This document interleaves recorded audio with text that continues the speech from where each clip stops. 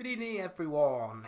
Hello and welcome along to a watch along on the channel. I absolutely fucked that intro there, didn't I? Welcome along to the Sports Corner YouTube channel. We are back once again for another live watch along, as always. If you're new to the stream, whether you're watching this live or on the replays, don't forget to leave a like and a subscription, as always. It is greatly appreciated as we push towards the, what are we on these days? I think we're flying through and have to find out how many subscribers we're on now. But either way, do leave a like and a subscription. But I hope you're all good. We've got a fantastic watch along to come today on the YouTube channel.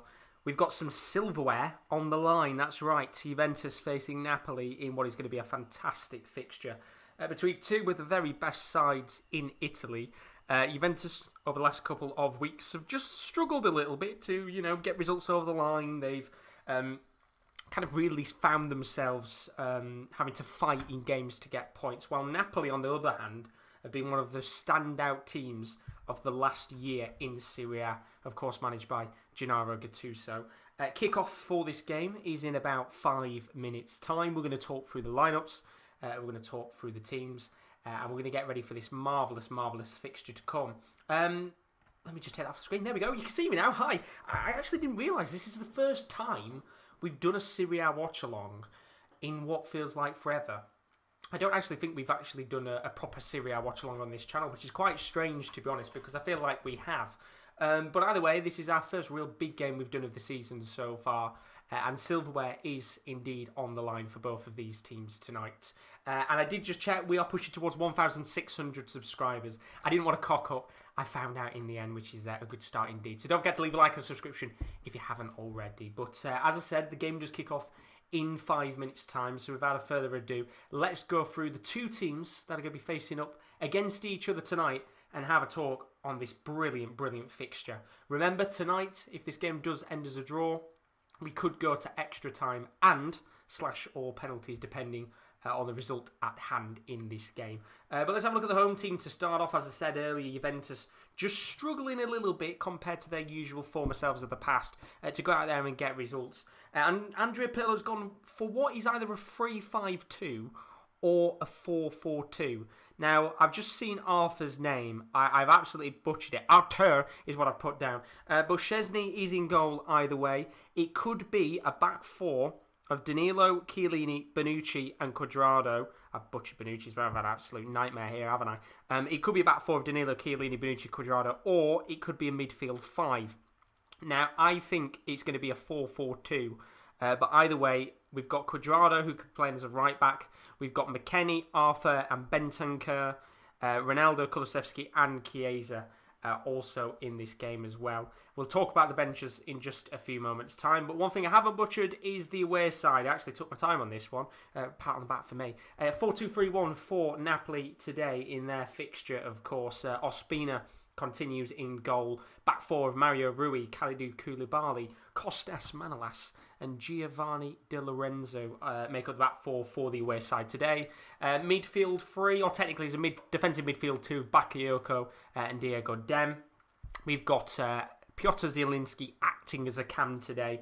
The two wide wingers in Insigne and Lozano, and then up top is a player who was at Spal a few years ago. Andrea Pirlo, now a player at Napoli, who's done very well since he's joined the club. He starts up top tonight. You can kind of see with these two sides, both teams going for it, as you would expect. I think, when we look at these types of Supercoppa competitions, teams don't tend to mess about in the likes of Italy and France and Spain. They really do go for these competitions, and it's absolutely acceptable. Do you know what I mean? I do think, specifically in England, we do have an awful tendency to not take these types of competitions too seriously, which, there's something on the line here, and just looking at the trophy now, it looks absolutely beautiful. A really nice trophy indeed, and I'm looking forward to this game, because when we talk about these two sides, some of the very biggest teams in Italy over the last couple of years, and over the last couple of decades, you could quite easily say. You've got one team that is kind of going through a transitional period in Juventus. Although they've got Cristiano Ronaldo up top, they're not the team of old. They don't tend to keep clean sheets as much. Specifically over this last kind of year or two, they've been very sloppy in games. But they're going through a period of transition under Andrea Pirlo, who's looking to try and, use his use his knowledge and experience from the past in football to help him pull Juventus through this transitional period. As for Napoli, they're kind of going through one of their best spells in the last couple of years, of course. Gennaro Gattuso, one of the former teammates of Andrea Pirlo, being the manager of Napoli, and ever since he's come in, he's done very, very well, and I think we're starting to see the Napoli of old again. And what I mean by the Napoli of old is, if you remember a few years ago, when they had the likes of Higuain in the squad and they were up there fighting for the title, I do think we are starting to see that kind of side of Napoli come out again. And although I still think they're maybe a little bit away from becoming the very top tier Italian sides, I think they're in a fantastic period of potentially, maybe in the next year or two, if progression continues, being right up there fighting for the title and of course getting those UCL spots. So the players are coming out onto the pitch. Let's have a look and see what you guys have been putting in the comments. Kyle says, hi Josh, hope you're good, buddy. He says, hope you are well. I'm doing fantastic as always. Kyle's put he wants Napoli to win and he thinks it's going to be a 2-0 victory, which is very interesting because this game never tends to be dull. I've looked at the previous history of Supercoppa Italianas. They do tend to be played abroad. Of course, with COVID right now, it is being played in Italy, which is expected. Very similar to last week's match in France for the French Super Cup. But this game tends to have goals written all over it and just incredible, really high, volatile matches in terms of the amount of goals that are scored. And in fact, I'll just get up for you. And you won't be able to see on the screen, but I will get up the recent results of the past because there's been some very, very good games of football. Last year, Lazio faced Juventus. That ended with a 3-1 win for Lazio. I think there'll be a few people who might remember that game purely because of the shock result with Lazio winning. The year before that, Juventus in a tight 1-0 win against Milan. I think that was scored late on. That was played in Saudi Arabia, which is kind of a place they've been going over the last couple of years to cover these matches. But apart from that, there hasn't been a goalless Supercoppa Italiana, I believe, in history. Now, of course, what I mean by that is 0-0. It can go into extra time and penalties, which we could see today. But there hasn't been a 0-0 after 90 minutes. And this competition has been going since 1988. So there hasn't been a single game that has ended without a goal. In fact, from what I can see, there's only been about 5 or 6 games that have ended with 1 goal in the match. So if you're kind of going off the history of a game like this, it could have goals written all over it. What I'm seeing from the sides, though, which I will get up on the screen once again, is that Juventus are playing a 4-4-2. Where's the teams? There we go, home team. Juventus are playing a 4-4-2 today, so it isn't a 3-5-2 as it says on my screen, but it is Ronaldo and Kulusevski who are playing up top together today. But you can see on the bench, they've got the experience in Gianluigi Buffon if they need it. They've got the likes of Aaron Ramsey and Rabiot who could come into the midfield. And then up top, of course, somebody who could come on and make a difference, Alvaro Morata, who's certainly been in quite decent form for Juventus since he moved back quite recently from Atletico Madrid, of course. As for the bench for Napoli today, they've got a few star players of their own, the likes of the all-time top scorer, Dries Mertens, who's been out injured for a fair whack of time. He comes back into the fold. He was on the bench, actually, last weekend. They've got the experience of Fernando Llorente, the former Spurs man, who very nearly, actually, won the Champions League with Spurs a few years ago. He could get another trophy to his illustrious career, you could say. And then a couple of other players on the bench, the likes of Matteo Politano, the former Inter man, and then 2 very experienced players at Napoli in Hysaj and Gulam, who've been at the club for quite some time now, who could make a difference in this squad. So there's the lineups for the teams as we are about to get underway. Just very quickly, though, before we get underway, here's a quick look at what's to come on the channel. We've got Gladbach Dortmund, which is going to be coming up in 2 days' time. You could join Kieran Ellen Rowan for that on Friday Night Football. Then on Saturday, I'm back once again for another Serie A watch-along on our Saturday Night Social. For the first time, I'm going to be covering AC Milan-Atalanta. What a game that one is going to be. Manchester United take on Liverpool in the FA Cup. That's on Sunday at 10 to 5 with Kieran D and Will. And then also, of course, if you're a big darts fan, the Double Top podcast is available now on the channel. Well worth checking that out. Fantastic talk with Chris and myself. And then, of course, if you're a big darts fan, the Ladbrokes Masters, we are 9 days away from the very first round of the Ladbrokes Masters and the first big competition of 2021. So really, really looking forward to it as we do get underway with tonight's Supercoppa Italiana fixture. Remember, if it does end 0-0, 1-1, 2-2, vice versa, after 90 minutes, we could see an extra half an hour of time to be played, or even a penalty shootout. Who knows? We'll have to find out as this game does progress on over the next 90 minutes. Be nice to see your predictions in the chat for this game. Chris is in the stream. Hope you're good, buddy. Welcome along. He says, hi Josh, hope you're well. He's put Juventus 1, Napoli 2 is my prediction for this game. And then Daz is in the stream. How are you doing, you legend? Good to see you once again. He says Juventus to win 3-1. So quite an interesting set of predictions in the chat for this game. And I am going to go for a, do you know what, 4-2, I'm going to say 4-2 Juventus. Let's have some goals tonight because Napoli are coming off the back of a fantastic 6-0 win, which they claimed against Fiorentina just a few days ago, actually. It was a very good game that I watched, and it was the likes of Lozano and Insigne who were just running the show in that Serie A game a few days ago. As for Juventus, their last game they played, it was a 2-0 defeat to Inter Milan. They really, really struggled in that match. As Inter run riled and, of course, went towards the top of the league once again. Juventus, just over the last 2 years or so, with the likes of Pirlo in charge and, of course, the former manager Maurizio Sarri, just not the same team of old. But either way, there is a chance tonight of silverware for the club. So let's see what happens in this game. And do send in your questions. It doesn't have to be about this match, but send in your thoughts and opinions across football tonight. It would be nice to have a few talking points if this game does get a little bit boring. But once again, you can see on the top of your screen the timer, as we always say on the channel. Try not to spoil anything if you are watching the game, because I will be a little bit behind because I am currently watching BT Sport on my console. So it will be a little bit behind in comparison to maybe some of you watching it on TV today. But this first kind of 2 minutes here, not really much going on for Napoli so far. A lot of the ball has been with Juventus so far, and I think that's exactly what Andrea Pirlo will want out of his side right now, just to get that free-flowing tempo to this match and really take a foothold of this game. Of course, being played in a neutral stadium today as well, with both sides playing in the Supercoppa Italiana. And I think the thing is, it's so crucial for both managers here to go out there and try and win this game because, of course, Andrea Pirlo, this is his first time in a big match where he could win a trophy. As for Gennaro Gattuso, you know, he's had a couple of experiences before to win trophies, but this would be a great chance for him as well to get a big title to his name quite early on in his career, I think.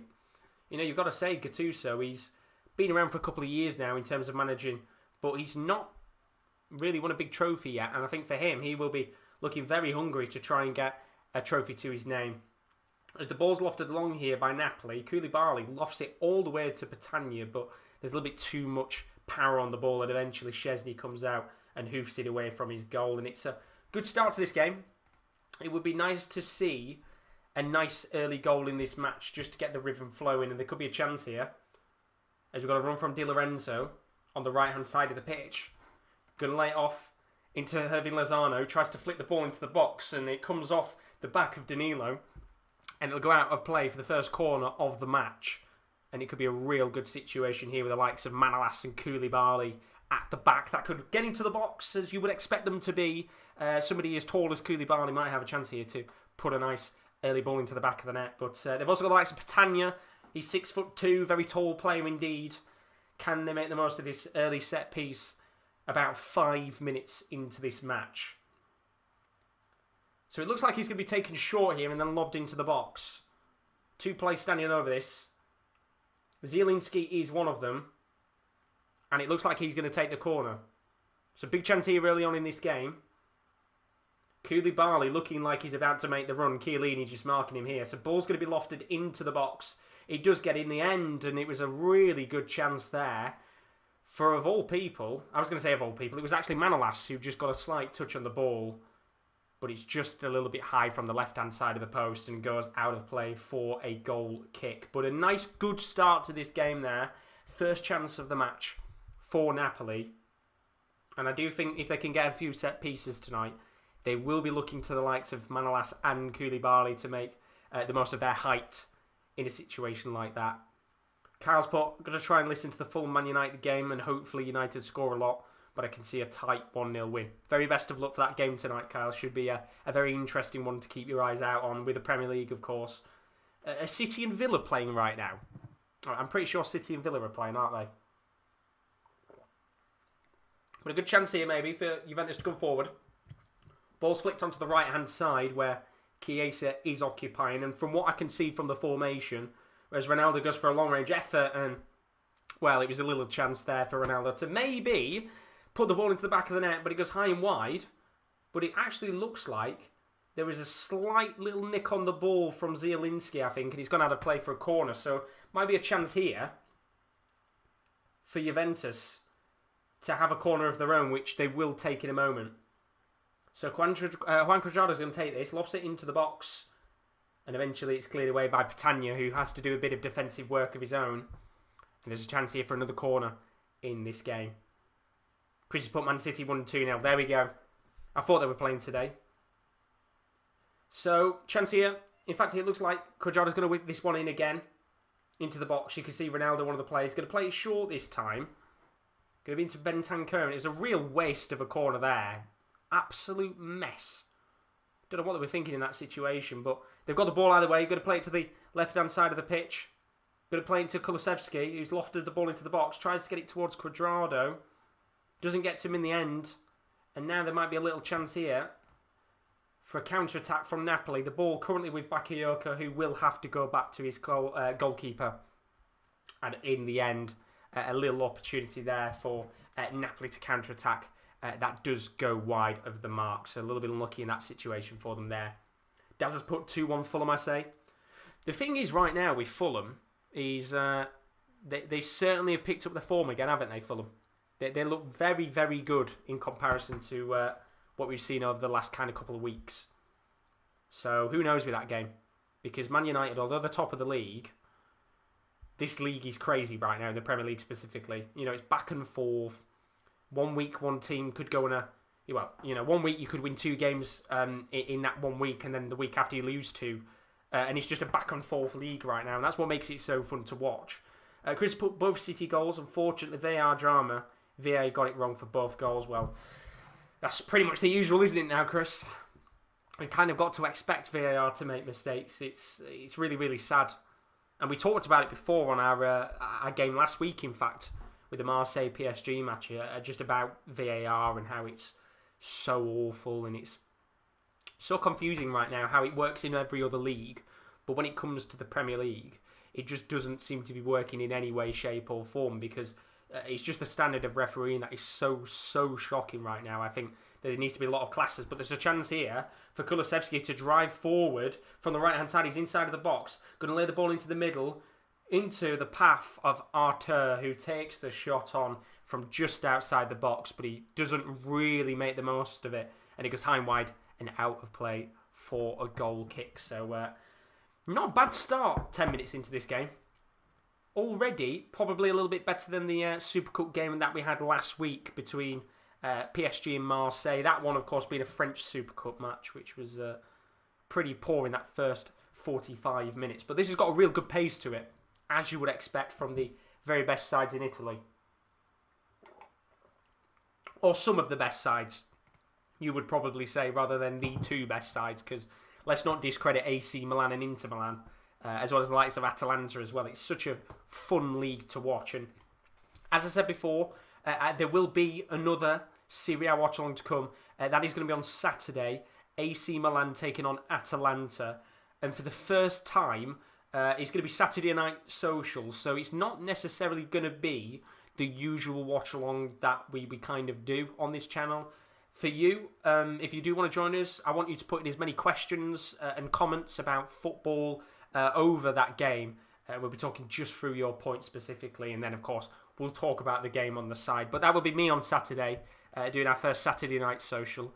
And I am looking forward to it. It's going to be a lot of fun indeed. But back to this game. And Juventus here, 10 minutes on the clock, still 0-0 in this match. Just taking their time and passing the ball about. And I've got to say, it's weird because I think this is the first time I've actually done a watch-along on this channel where it's just been on my own for quite some time. It's not the first time that I've done one on my own, but I think the last time I actually did a watch-along on my own was the darts, which was, well, about 2 or 3 weeks ago now, which is mad when you think about it. But the referee just got a slight touch of the ball, so there's going to be a free kick at the halfway line here for Juventus. If you are new to the stream, as always, don't forget to leave a like and subscription. We've got lots of European football to cover over the next few weeks. And we do also have, potentially, I'll come back to it in a second because there's a chance here for McKennie. Lays the ball into the path of Kulusevski. Great save from Ospina. Played the ball into Danilo, who was inside the box. But because of the new rule in play, of course, the flag doesn't go up straight away. And the phase of play has to be completed. But it's a good save either way from Ospina. It was a really tight offside, I have to say. But a good save from the former Arsenal keeper. Gets himself down low, punches it to the left-hand side. And it was the first real big chance of this game for either of the two sides to take the lead in this match. But, of course, it is offside, so it will be a free kick for David Ospina to take. But a good chance there. And I think it's interesting to talk about Ospina because we know him for his time at Arsenal. A couple of years ago, we didn't really play much, to be honest, when he was there, you know.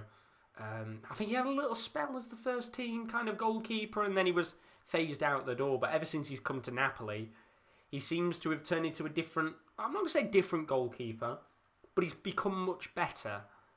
And you can kind of look at both goalkeepers tonight because we have another Arsenal keeper, former Arsenal at the very least, on the other side of the pitch, and that is Szczesny, who himself, you know, ever since he's come to Italy, has become a much better keeper. And I think you could quite easily say he's one of the best in the world. And when I mean best, you could put him into the top 15, I think, quite easily, maybe even the top 10, depending on what you think of certain goalkeepers in European and world football. But two brilliant keepers, two brilliant players, and I'd be interested to see the saves that these two are going to have to make today because I think both goalkeepers are going to get tested quite often in this match with the way that the pace of this game has started, as the ball has just gone out of play, I think, from Koulibaly in the defensive half of play, and there might be a little chance here for Juventus to capitalise on that mistake, although they are going to pass it all the way back to Leonardo Bonucci, who is playing at centre-back, of course, today, the experienced veteran of the side. Former AC Milan player, had a year there, didn't he, if you remember a few years ago. Did struggle, of course, a lot when he was there, and then came back to Juventus, and ever since then, of course, I don't think he's looked back at the decision of returning to the old lady, as they are called. And with 13 minutes on the clock here, we've not really seen a great deal of Napoli possession so far. It has been Juventus pretty much dominating this first 15 minutes of action, as you would expect. But Napoli are going to have to work hard here because there's not really many players running. And what I mean by that is not many players pushing forward, pressing these Juventus players. They're allowing them the space and the freedom to pass the ball about, and I don't think they can continue at this pace for much longer before a goal goes in. But the ball's been played to the right-hand side towards Cuadrado. Takes on two defenders. Gets around three. But Koulibaly just stops him from getting through and eventually clears the ball away. And I think the offside flag's got up as well here. Which is quite late, actually. I think there was an offside on Kulusevski there. Just having a look now. So Cuadrado got around two defenders. And then... yeah, it's been given as an offside there on Kulusevski, I think, which is a real shame for him. But very good for Napoli, as it breaks up the play a little bit. And, of course, they'll pass it back to Ospina as we just get towards the 15th minute mark of this match. But we've got lots of content to come over the next few weeks on this channel. And literally, as I was just about to say that, Juventus coming forward again. It's Cuadrado bombing down the right-hand side of the pitch. And, well, it looks like he's just taken down Mario Rui. But the ball had gone out of play anyway, and it will be a goal kick. But back to the point I was saying a moment ago. We've got a lot of content to come on the channel over the next couple of weeks. Your guys' support is going to be very important over the next couple of weeks, because we potentially are going to have some new people joining us on the Sports Corner for the next couple of weeks as part of the project that we're currently doing. So your support will be really, really, really, really appreciated. You know, all the likes, all the comments, keep them coming, because it'd be nice to have all you guys supporting us lot and the new guys as well, who are going to be joining us over the next few weeks with some different content. I think the boys are going to be covering on this channel. So looking forward to that, of course. But Juventus here, striving forward to get the first goal of the night. Ball lofted into the box from Chiesa. It's a really weak ball, and in the end, Koulibaly's just able to comfortably clear the ball away from his goal, and might even lead on to a potential counter-attack here on the right-hand side. Chance for Di Lorenzo. Bombing run forward here from Manolas on the right-hand side, and he chips the ball to the left-hand side of the pitch into Insigne. But Napoli not started the same way as they did against Fiorentina at the weekend, a 6-0 win. Although they've lofted the ball into the box here into Petagna, who gets a slight touch on the ball, but it's not going to be enough for the Italian to be able to put a shot on target, as Chiellini goes down with an injury here. And I think it's something to do with his nose, but he should be alright to continue as he's gone down. Yeah, he should be fine, getting up onto his feet again. Daz has asked, when is the next wrestling podcast, please? That will be on Tuesday at 11:30, I believe. Depending on what the boys are doing, they might start to record episodes of the podcast and then release them later on in the day. I know they've been doing the last kind of, they've been doing it live every single week, but I think they might be changing it up soon and recording them instead. But we've got a lot of, as I said, we've got new people coming onto the channel. There might be some different content on here, potentially some esports stuff. We might be doing some more football watch-alongs with some of the guys on the channel as well. We know them very well, so we're quite lucky in that respect. But Ronaldo coming forward on the left wing here. He's becoming very deep. He's been coming very deep, is what I want to say in this match so far. Well, the ball lofted into the box, and Koulibaly doesn't really know much about that there. He gets his head on the ball, and it will go to play here for a corner. And as I said, didn't really know much about the touch that he got there. And there's a chance here for another corner in this game for Juan Cuadrado to whip this into the box. But it's been a fairly decent start. It's not been electric, but there's been plenty of little opportunities here and there. As Cuadrado whips the ball into the box, it's an awful corner. Doesn't come to anything in the end, but it will come back to Napoli here. Arthur going to lay the ball into the path of Chiesa. Now to the right-hand side to Cuadrado. But lovely defending there from Insigne, who gets the ball, and now there's a real chance for a counter-attack here. It's a 2-on-4. Lozano gets the ball, and he's going to have to play it back here. And it was a real chance that was wasted there for Napoli to drive forward with the Mexican on the left-hand side. And Napoli will have to slow the play down a little bit here. But apparently Chris put in the chat, it's 1-0 to Fulham. Interesting, Ademo Luckman. We said before, you know, this Fulham side right now seems to be full of confidence. But another player full of confidence is Insigne. He loves to really get a few assists, plays the ball into the box towards Petagna. And the referee is going to give a free kick here to Napoli. And Kulusevski is the man who looks to have hacked down Mario Rui. And the referee instantly points for a free kick. And this is in a great position to potentially take a shot on here. And I think there'll be a few players lining up to take this opportunity. And one of those players, of course, will be that man Lorenzo Insigne, who I think got himself 2 goals and an assist at the weekend against Fiorentina in a 6-0 win. It was a fantastic game to watch if you're a Napoli fan. Not so much if you're a Fiorentina fan. So, Mario Rui is back up onto his feet. And this will be the first real big opportunity of the game that Szczesny might have to keep his close eyes out on. As Insigne stands over the free kick, and I think we've seen a bit of Italian magic before from Insigne with his free kicks. Could this maybe be a pivotal moment early on in this game for the away side, of course? Technically, both teams are away. It's a neutral venue, but Napoli were, of course, put out as the away team for this game. So Insigne standing over the free kick. Are we going to see a bit of magic? We're not going to see it this time. It's straight into the hands of Wojciech Szczesny, and it was just too easy there for the Polish goalkeeper. Didn't have to move, came straight into his hands, and that was about it. Very, very comfortable indeed. Not really much power on that opportunity from the Italian winger there, and I'd say maybe Juventus let off the hook there a little bit with that set piece. Daz has put Troy Deeney on the radio, I think, with Sam Matafe's doing United. Interesting. I know if we hadn't been doing this game tonight, I'm pretty sure Kieran would have been covering that game on the channel, with him being a United fan. But we've got a very good game here, as Weston McKennie tries to dance his way around the Napoli midfield. He's eventually given the ball away, and now there's a real chance here for Napoli to drive forward on this left-hand side. It's going to be with Mario Rui. Lays the ball into Bakayoko, the Napoli man on loan from Chelsea. And there's some real good build-up play here from the away side. Plays the ball to Di Lorenzo on the right wing. Now into Hirving Lozano, who's been incredibly in form this season. Starting to really see what he can do at Napoli, especially since moving from PSV Eindhoven a few years ago. But Napoli just being patient here. Not really much going on with the build-up play. It's Insigne on the left wing, about 40 yards out from goal. He's going to try and lob a ball into the box. Oh, and there was a very nearly mistake at the back, and Szczesny fumbled the ball. And I think it was Chiellini, Szczesny, who just... It wasn't a collision with each other, but got in the way of each other. And Szczesny, very lucky there. The ball just fumbled out of his hands, and I think he's very lucky somebody like Andrea Pirlo wasn't there to maybe put the ball into the back of the net. And I was saying a moment ago how Juventus had been let off the hook with the Napoli free kick. I think Szczesny's been let off the hook there a little bit. It was actually, I think, Danilo who got in the way there. But in the end, a little bit lucky there for Juventus to not have somebody like Petagna very close by trying to put that ball into the back of the net. But Kasper's put Juventus win. Who knows?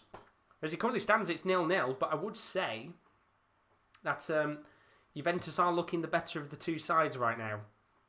There's been a few opportunities here and there for Napoli, but I do think Juventus have had a lot of possession so far. Not really done much with it, but we're only 20 minutes into this game. We've got a long, long way to go in this match. But once again, if you are new to the stream, if you're new to the stream, If you're new to the stream, don't forget to leave a like and subscription. As always, it's greatly appreciated as we do push towards 1,600 subscribers on the channel. As I said, we've got new content coming as always, so do keep your eyes out for it, including Gladbach Dortmund, which is on Friday night with Kieran L and Rowan. What a game that is going to be. And I expect some severe passion from the boys. You know, Kayle's a very big Gladbach fan, and Rowan is a very big Dortmund fan, so expect some saltiness if one of those two sides loses on Friday night. But it should be a good game either way, and I think both of the boys are looking forward to it. So that is on Friday night, of course. But Juventus here, 23 minutes on the clock, patiently holding the ball up once again, as you would expect them to do. Just waiting for that opportunity to come in the game to break this Napoli side down, who, as I've said, haven't really done much in this game so far, but look comfortable at the back. Although Kulusevski here going to try and drive the ball into Weston McKennie, who'd made a driving run forward on the right-hand side of the pitch inside of the box, but the pass was just a little bit too weak, and it was Manolas who was able to clear the ball away in the end. Although Ospina here kicked it straight into Cuadrado, his Colombian teammate, but not teammate right now on the pitch. And it doesn't come to anything as Juventus just patiently pass around the back with about 21 minutes of this first half still to go. But Koulibaly's going to have to watch out here, because Kulusevski was right next to him and he's had to just body the Swedish winger to make sure that Ospina could come out and get the ball, which he does in the end. Very good there from Koulibaly, who is an interesting one to talk about, because I don't know how long Koulibaly is going to be left at Napoli, because, you know, we know him as one of the very best centre-backs in world football, and he is getting on with age, and, you know, he's for a centre-back, he's still, you know, fairly young. He's got a few years, a long way to go in his career. He's only 29, but in terms of playing at his very peak and the highest, you know, in his game and his career, I don't know whether we'll see much of him at Napoli, or whether he will stick out here, although there's a long ball towards Ronaldo, and Koulibaly does so well to get a header on the ball, and eventually Ospina is able to catch the ball. And just as we're talking about Koulibaly, that is an absolutely exceptional header just to stop Cristiano Ronaldo, who we know is one of the best headers of the ball that there's ever been in terms of his height and his build. Now he's able to jump for the ball, but Koulibaly there, just a little bit taller than him, gets the ball, and eventually, I think you've got to say there, Napoli let off themselves with an opportunity from Cristiano Ronaldo, who I said earlier on has played fairly deep in this game, and he did it last week, in fact, when Juventus played Napoli. I think it was on Sunday night when they lost 2-0. You know, Ronaldo kept playing himself so deep in the game that ultimately he was kind of out of the match because, you know, everybody was pushing on and he was having to track back to get the ball. And, you know, the Ronaldo of old would have been able to drive forward and, you know, maybe go 30, 40 yards and have a shot. I don't necessarily think Ronaldo can do that as much anymore. So for me, he needs to stay just a little bit higher up the pitch. Plays a, you know, poacher as he tends to do. But Napoli coming forward here. Insigne on the ball on the right-hand side. And lay the ball off to Di Lorenzo, who whips the ball into the box. It's a fairly decent ball and it's deflected out for a corner for Napoli. And it certainly is corner central right now. I think we've had about 4 or 5 in the first half an hour of this match. But we're just seeing the replay of the chance for Ronaldo, and it was Cuadrado who just lofted a long ball into the path of Ronaldo, who, in those situations, you know, he found himself in the right space, but Koulibaly in the end just doing very well indeed to get the ball. But let's talk about this corner. We'll look at your questions in a moment, as Napoli do have a corner here. Let's see what happens here. 27 minutes on the clock. A goal would do in the match. Ball played into the box, and it's straight into the hands of Szczesny, who will just punt the ball straight up the pitch. Can Kulusevski get the ball? The answer is he won't, as Manolas clears away. But Chris has asked in the chat, what are your thoughts on Frank Lampard's future? It's an interesting question, that one. I do think we're probably coming towards the end of Lampard's time at Chelsea already, which is, you know, mad to say, considering, you know, when he first came in, it kind of felt like Chelsea had been rejuvenated a little bit. But to me, it reminds me right now of the last season of Mourinho in charge. For some reason, the players seem really deflated as Napoli drive into the box. It's cleared away by Cuadrado, but it's come back here for Lorenzo Insigne, who's on the left wing just outside of the box. He's going to play it short. Well, it was originally to Zielinski, but they've got the ball still here, and it's a lovely save. What a save from Szczesny. I thought it was in. From Andrea Pirlo, and that is an absolutely world-class save from the best keeper you could potentially say in Serie A.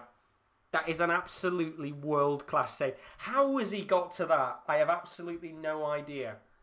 Pirlo at the near post just gets the perfect header on the ball. You think it's in the back of the net, but somehow Szczesny is able to get a touch on the ball. And that is just absolutely brilliant, as I think Napoli have got a free kick here. But I just want to see that chance again, because that is an absolutely unbelievable save from Szczesny. So it's the ball that it was originally supposed to be played in towards Zielinski. But the ball is lobbed into the box. And it was actually Lozano, of all people, who got the touch, which is quite surprising. But he goes in with a diving header, and he's in the perfect position to put the ball in the back of the net, and the reactions from Szczesny are just absolutely unbelievable. Maybe wanted to put the ball a little bit towards the left and the right-hand side of the goal, but in the end, what a chance there for Napoli, and what a save from Szczesny. Absolutely brilliant. As we do have a free kick here for Napoli. I will come back to your question in a moment, Chris, but there's so much going on in this game right now. It's been a good start. So 30 minutes on the clock. We're about to get to 30 minutes here. Napoli with a free kick on the far right-hand side in the attacking half. About 40 yards out from goal. It's going to be lobbed into the box here. It's crossed in. And eventually it's cleared away.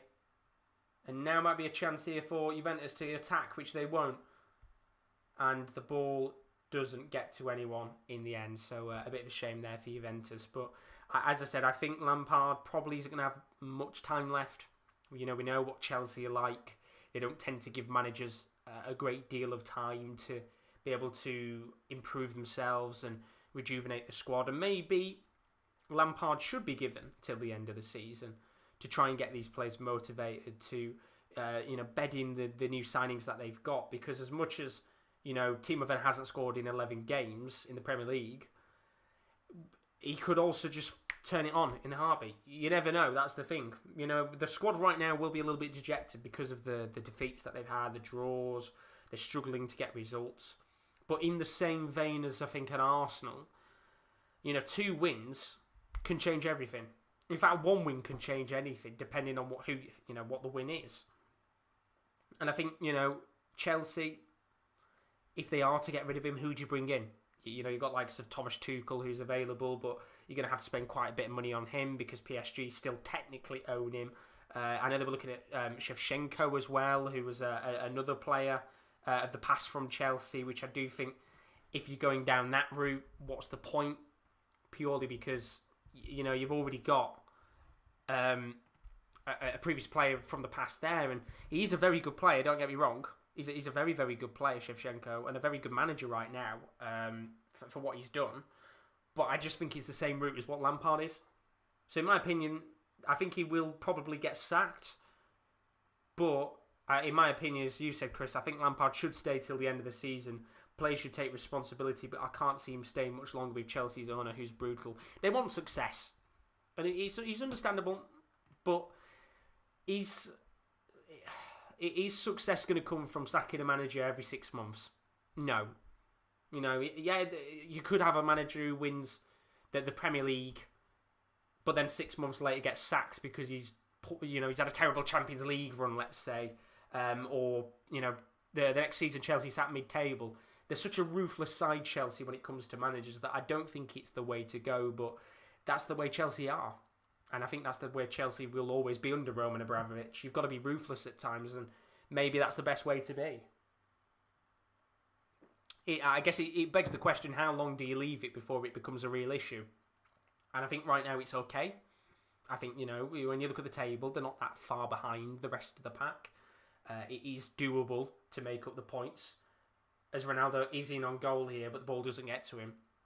But, we could be talking maybe 5 or 6 games down the line that Chelsea have won one of their last 6 games, and then you're talking very differently. They could be 10 points behind the UCL spots, and that's when questions would start to be asked of Lampard. I mean, they're asking questions now, aren't they, of Lampard, but I think there'll be a lot of fans then probably saying maybe it's best to part ways with him. But that's a question I think that will be asked over the next few weeks. I think he's the next big target in the Premier League of the next manager to be sacked. We had Arteta a few weeks ago who, it was a few defeats and it looked like he was going to be sacked and out of the door, but, 2 wins on the bounce and everything was different. And I think managers are a little bit lucky that, one, we're in a very, very weird season. It's a very, very strange one right now where you haven't got fans in the stadium, but the league is so tight. So for teams like Arsenal, yes, you might lose 3 on the bounce, but if you then win the next 2 in a row, depending on what's happened in the Premier League in the other games, you might actually have not you won't be as far away from the rest of the pack. It's mad right now. But Kyle's finally got the United game working. I'm not best pleased with us 1-0 down. Well, I'd probably turn it off, Kyle. No, I'm not watching the game, so I can't tell you what it's like right now. But I'm pretty sure somebody like Daz or Chris, if they're watching it, would be able to tell you what's going on there. But Daz has put, who do you think is the best ref in football? We said about this last week. If you take out the actual refereeing, if you take out an actual referee, then Mike Dean, because it's not about the refereeing for Mike Dean. It's just he's an absolute character, and I think he likes being a character. He likes to be the central figure, and I guess it plays into his hands quite perfectly. But the best ref, do you know the thing is, I don't really sit there and kind of think about who the best ref is. I thought Mark Clattenburg was very good. When he used to manage in the Premier League, and I think it's a real shame that he's not there anymore in the Premier League, because I thought he was all right, but I don't really know. I couldn't tell you a specific one, because I don't really tend to watch referee performances. But, as you said before, Mike Dean is always going to be up there just for him being a character. Because that's the way he is, isn't he? He loves to be the central figure, even with the refereeing decisions. But Kyle's put 1-1. I think Cavani scored. Come on, United ain't sending off now. It must be the Kyle effect. You turn the game on and United score. Absolutely buzzing. But no goals here so far. 10 minutes left of this first half. Juventus 0, Napoli 0. And it's going to be interesting here to see what happens as Juventus come forward with Chiesa on the right wing. Going to try and play the ball into Kulusevski. It doesn't get to him in the end. And Zielinski with an awful clearance away. It's going to come here towards Ronaldo, who just cuts in. Still in the box. Tries to curl it in. The slight deflection on the ball as Koulibaly heads it away. But not far away enough as Juventus get the ball back once again here. With Danilo playing it all the way back to Leonardo Bonucci. Some good build-up play here. Bonucci plays the ball long towards Ronaldo, who wants to pass it into Kulusevski. And there is going to be a corner, as there was a slight deflection on the ball, I think. No, actually, there isn't going to be a corner, sorry. I thought there was for... Oh, no, there is. I was right. I should believe in myself. There was a corner. I thought there was a slight deflection on the ball, but Cuadrado, he's going to take this corner this time, and I hope he improves, because that last corner they had was absolutely shocking and a waste of a set piece. So we're 10 minutes on the clock here with the first half. Cuadrado's going to whip the ball into the box. Comes towards the near post. Doesn't get to anyone, but Kulusevski will get the ball back here on the right wing, just outside of the box. What can the Swedish forward do? Signed from Parma, of course. What a season he had there. Well, it was last season, wasn't it, at Parma? Absolute revelation for the club. He's got the ball now. Going to play it into the box towards the path of Weston McKennie, but it's cleared away in the end by Manolas. And there is going to be another corner, this time from the left-hand side, which will be whipped into the box. But some late pressure here from Juventus. With just under 10 minutes of the first half to go. And it's not been a bad game, but still waiting for that first goal of the match. And hopefully we will get it soon. Remember, if it stays 0-0, we will be going to extra time and potentially penalties. But let's see what happens here, because Cuadrado's going to whip this in from the left-hand side. And I'm just watching Ronaldo, because that's the one kind of central figure. Ball's lofted into the box, and Ospina punches away. But Juventus have got the ball back again here. And I think maybe Pirlo will be a little bit frustrated at half-time if it stays 0-0 that they haven't got a goal in this match yet. Although you could quite easily say the same for Napoli with that brilliant chance earlier on. Really good chance from Lozano. But Kulusevski on the right. Tries to get through the Insigne and Mario Rui at the back. But Koulibaly, who's had a brilliant game so far, comes out and is able to just hoof the ball away from the defensive back line. He's had a brilliant game so far. And if he can continue this way, I think it'll be one for the highlight reel for Koulibaly. Really marshalled Ronaldo and the front two, Ronaldo and Kulusevski, very well. Whether we get to see Morata come on, I think we could potentially maybe see him come on maybe 10 or 15 minutes into the second half, because Morata would be a good poacher play to have right now. Somebody who's in the box, although there's a chance here for Ronaldo. Gets the ball at the edge of the box, going to lay it into the path of Artur. Haven't seen much of him in this game so far. The former Barcelona man, of course. Didn't actually want to leave Barcelona. Didn't want to leave the club. And, well, I was going to say, is that the right decision for him? You could say yes, considering with how Barcelona have been struggling right now in real life. But at the same time, Juventus are going through their own issues. Although they're looking much more likelier to be in a title race than Barcelona are right now, of course, in La Liga. But 5 minutes left here of the first half, and I don't think there'll be a great deal of additional time as the ball is going to be played into Chiesa. Tries to flick the ball in the box. He's going to come out towards Danilo, who goes for a really good chance. And that was a really, really brilliant opportunity there for Juventus to maybe get the first goal of the game. And just watching it back, it was on the left-hand side. It was actually some really good play from Danilo and Cuadrado. Ball's played into the path of Danilo, who tries to curl it in, and it just wasn't brought down enough to be able to go into the back of the net. Real good chance there in this game. And I don't think it will be long before we get the first goal of this match, whether it be in this first half or early on in the second half. Just punch it straight to Cavani's path. But that's Cavani for you, one of the best strikers there's been in the last generation. I think United are very lucky to have a player of his quality. He's one of the best strikers there's been in the last few years. How are you, Ben, though? Good to see you as always. Hope you're all good, lad. Nice to see you in the stream. For you darts fans, are you looking forward to the Ladbrokes in 9 days?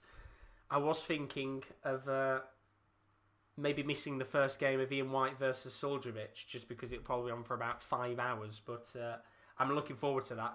Is it next week? Or the week after? It's next week, isn't it? Next Friday, I think. So it should be good. Should be very good indeed. But chance here, though, for Juventus to come forward with about 4 minutes left on the clock. Going to be playing into the path of Artur, although they're giving the ball away very sloppily, and it's going to be Diego Dem who gets the ball.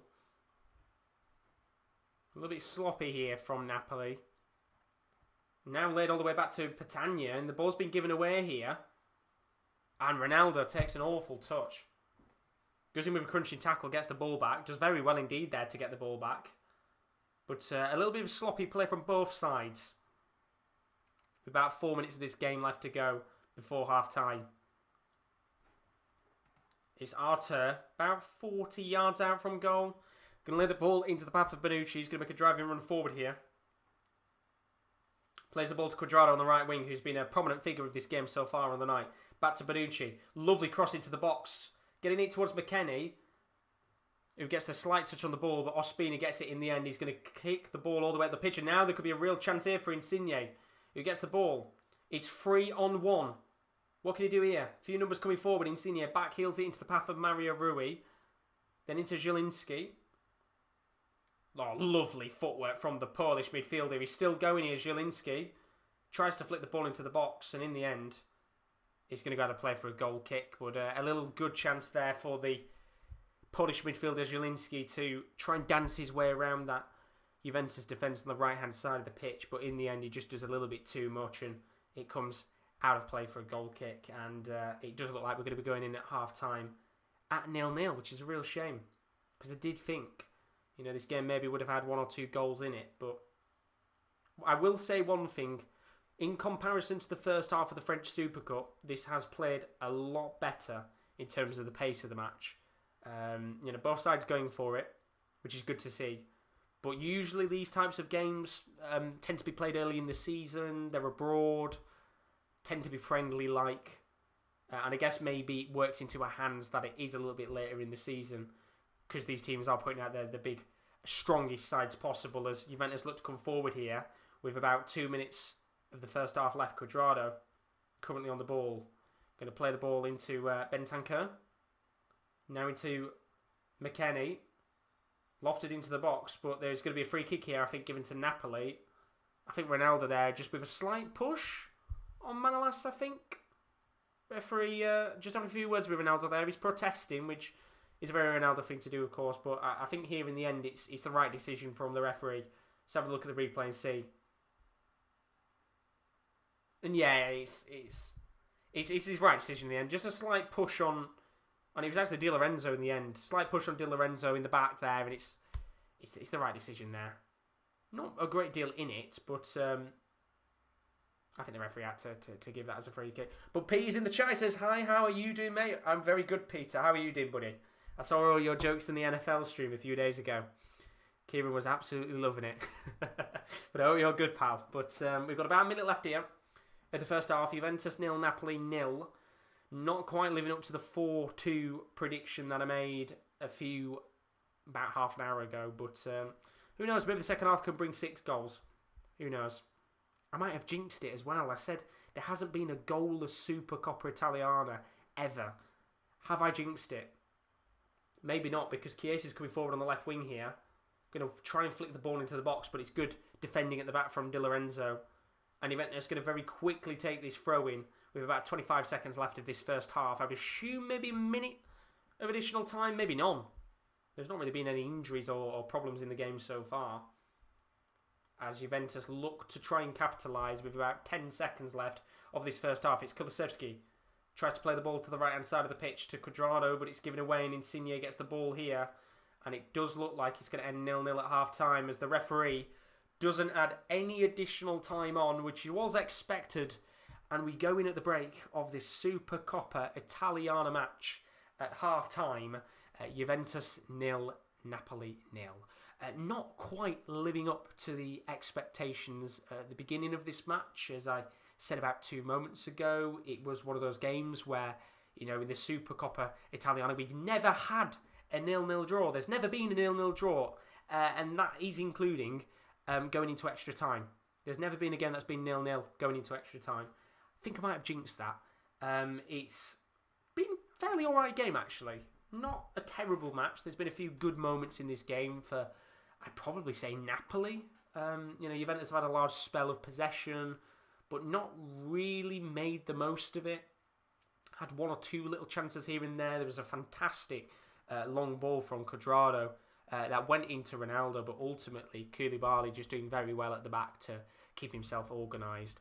But the biggest chance of all was the one opportunity with an absolutely brilliant save from Wojciech Szczesny from a Lozano header. It was a ball that was lofted into the box, into the path of the Mexican, who went in with a diving header.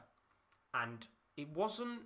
it was a very, very good save. I think Lozano would be a little bit disappointed that he didn't get a bit more trajectory on the ball, so it was put towards a corner rather than the middle of the goal. And maybe he's thinking in that situation, I wish someone like Patagna was there, who is a much better kind of person to head the ball and get a bit of trajectory on it. But it was a great save from Szczesny, who got down low, punched it away, and in the end, it was a real opportunity for Napoli to get the first goal of the game about 25 minutes into the match. But apart from that, there was one opportunity early on in the match for Danilo.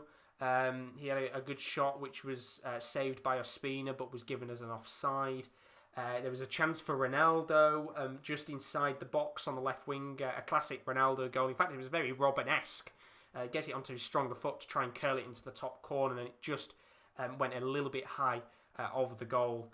It was a great chance indeed for the Portuguese forward to get his name onto the score sheet first. But in the end, Juventus 0, Napoli 0 at half-time. If you have enjoyed the watch-along, then I highly do recommend leaving a like and a subscription on the channel, because we've got a lot more content to come onto the channel over the next few weeks. And I have seen that 2 of you guys have left subscriptions. So whoever you are who's left a sub, do tell us in the chat. God bless you. Thank you very much for leaving a sub. You are getting us about 16 subscribers away from 1,600. And we've got plenty more watch-alongs to come as well. So let's have a quick look and see what's coming up on the channel over the next few days. And as I said before, you can join Kim and Ellen Rowan on Friday nights for Gladbach Borussia Dortmund. What a game that one should be. Should be a feisty watch-along with some high drama. Saturday Night Social for the first time. I'm going to be live from 10 to 5 for AC Milan Atalanta. Another incredible Italian fixture coming your way very soon. And then on Sunday, Manchester United Liverpool round 2. Kieran D and Will are going to be covering that game live 10 to 5 for the FA Cup. If you're a darts fan, the Double Top podcast is available on the channel. We had plenty of fantastic talk with me and Chris on Monday night. And then the Ladbrokes Masters is 9 days away. We've got some action coming very soon with the first round of the Ladbrokes Masters. So not long to go until the darts is back. Not quite the Ali Pally, but it will certainly do indeed. But yeah, we've got a lot coming up on the channel. A lot of watch-alongs as well. And as I was saying before, your guys' support is very crucial right now, because over the next few weeks, we are going to be having some new people potentially joining us on the channel, helping us out. We're doing a little project over the next few weeks and months. So your support will be greatly appreciated. There might be some very different videos that we don't tend to usually do on this channel. But just don't forget to leave a like, comment what you think of the videos, and the support will be appreciated, because we could have some esports stuff coming up. Some more football watch-alongs with some of the new guys who we know. They're fantastic. We are really, really looking forward to it as we hopefully get some more new content on the channel. So do keep your eyes out, because there's a lot of new stuff coming over the next few weeks. And it also means it makes life much easier for me, for the rest of the guys as well, because we can put our feet up a little bit more, especially at this time of the year, because it's so busy with football in action. But let's go back to this game, because at half-time it is indeed 0-0. And as I said, a little bit disappointing in terms of not having a goal in this game yet. I did think we were going to have at least one goal before half-time. But who knows? Maybe it might be one of those games where it just continues to improve as the game goes on. Maybe we get a nice early goal in the second half that really kickstarts the game into motion. But, overall, the first half wasn't bad. There was a few decent chances. And in terms of the actual stats of the game, Juventus have had 4 shots, none on target in this match so far. As for Napoli, they've had 3 shots, 2 on target. Of course, that very best opportunity came about 25 minutes in from Hervin Lozano's header. As for possession, Juventus, I said about it before, they have dominated possession for a large spell of the match. That's 58% at half-time in comparison to the 42% of Napoli. And then at other stats as well, there's been 9 fouls, there's been no yellow cards yet. There's been 7 corners so far in this match. A lot of corners, but not really much being made of them, to be honest. Been really, really poor. I think they probably need to do a little bit better with set pieces, both sides, because there was a brilliant chance for Cuadrado with one of the corners that he tried to play into the middle of the pitch. It was just a real wasted opportunity in the end. So, of course, set pieces need to improve, I would have to say, for both sides indeed. But let's have a look at the benches and see who maybe could make a difference in this match. Because if it does finish after 90 minutes at 0-0, then we will be going into extra time and maybe even penalties. And the last time we saw extra time and penalties in the Coppa Italiana was in 2016. It was a 1-1 draw between Milan and Juventus, which went to penalties, and Milan won. And in fact, the last time Juventus won a penalty shootout in a Coppa Italiana was actually all the way back in 2003. They've been in, I think, 4 penalty shootouts since then. They haven't won a single one since 2003. So maybe there's a little bit of a Coppa Italiana curse when it comes to penalty shootouts. But we'll have to see, of course, if we do get to that stage with at least another 45 minutes left of action. But let's have a look at the home side, see who could come on in this game. So we do have the experience of Gianluigi Buffon on the bench, but I don't think we'll see him come on unless we have an injury for Szczesny. But the most likely players to come on, we've got the former Arsenal midfielder Aaron Ramsey, who had an absolute shocker of a game at the weekend against Inter Milan. Did not play well at all, and I'm kind of not surprised he was dropped for this game because he was probably the worst player on the pitch at the weekend. But they do have Adrien Rabiot as well, the former Paris Saint-Germain man. I think he's had a bit of a, I wouldn't say tricky start to life at Juventus, but he's certainly a character when it comes to on and off the field antics. We've got Federico Bernardeschi. Well, I've got to say, the Italian national team loves him, but I don't really tend to see him play as much for Juventus. Not really done well since he moved a couple of years ago. And then they've got Morata, who I think is the most likely of players to come on if they want to change it up slightly. Morata has been quite alright actually since he's coming from Atletico Madrid. He's got a fair few goals for them, and I think him and Ronaldo, quite a deadly pairing together, but right now we haven't really seen much of Ronaldo and Kulusevski linking up. There's been the 1 or 2 little opportunities here and there, but I would expect Andrea Pirlo to change something up in this game. And as I said, my expectation is I do think Morata will come on, and maybe we might see one of Ramsey or Rabiot, considering that both these teams, I think, are playing on Saturday, so there isn't much of a break in between this Super Cup game and their next Serie A match in a few days' time.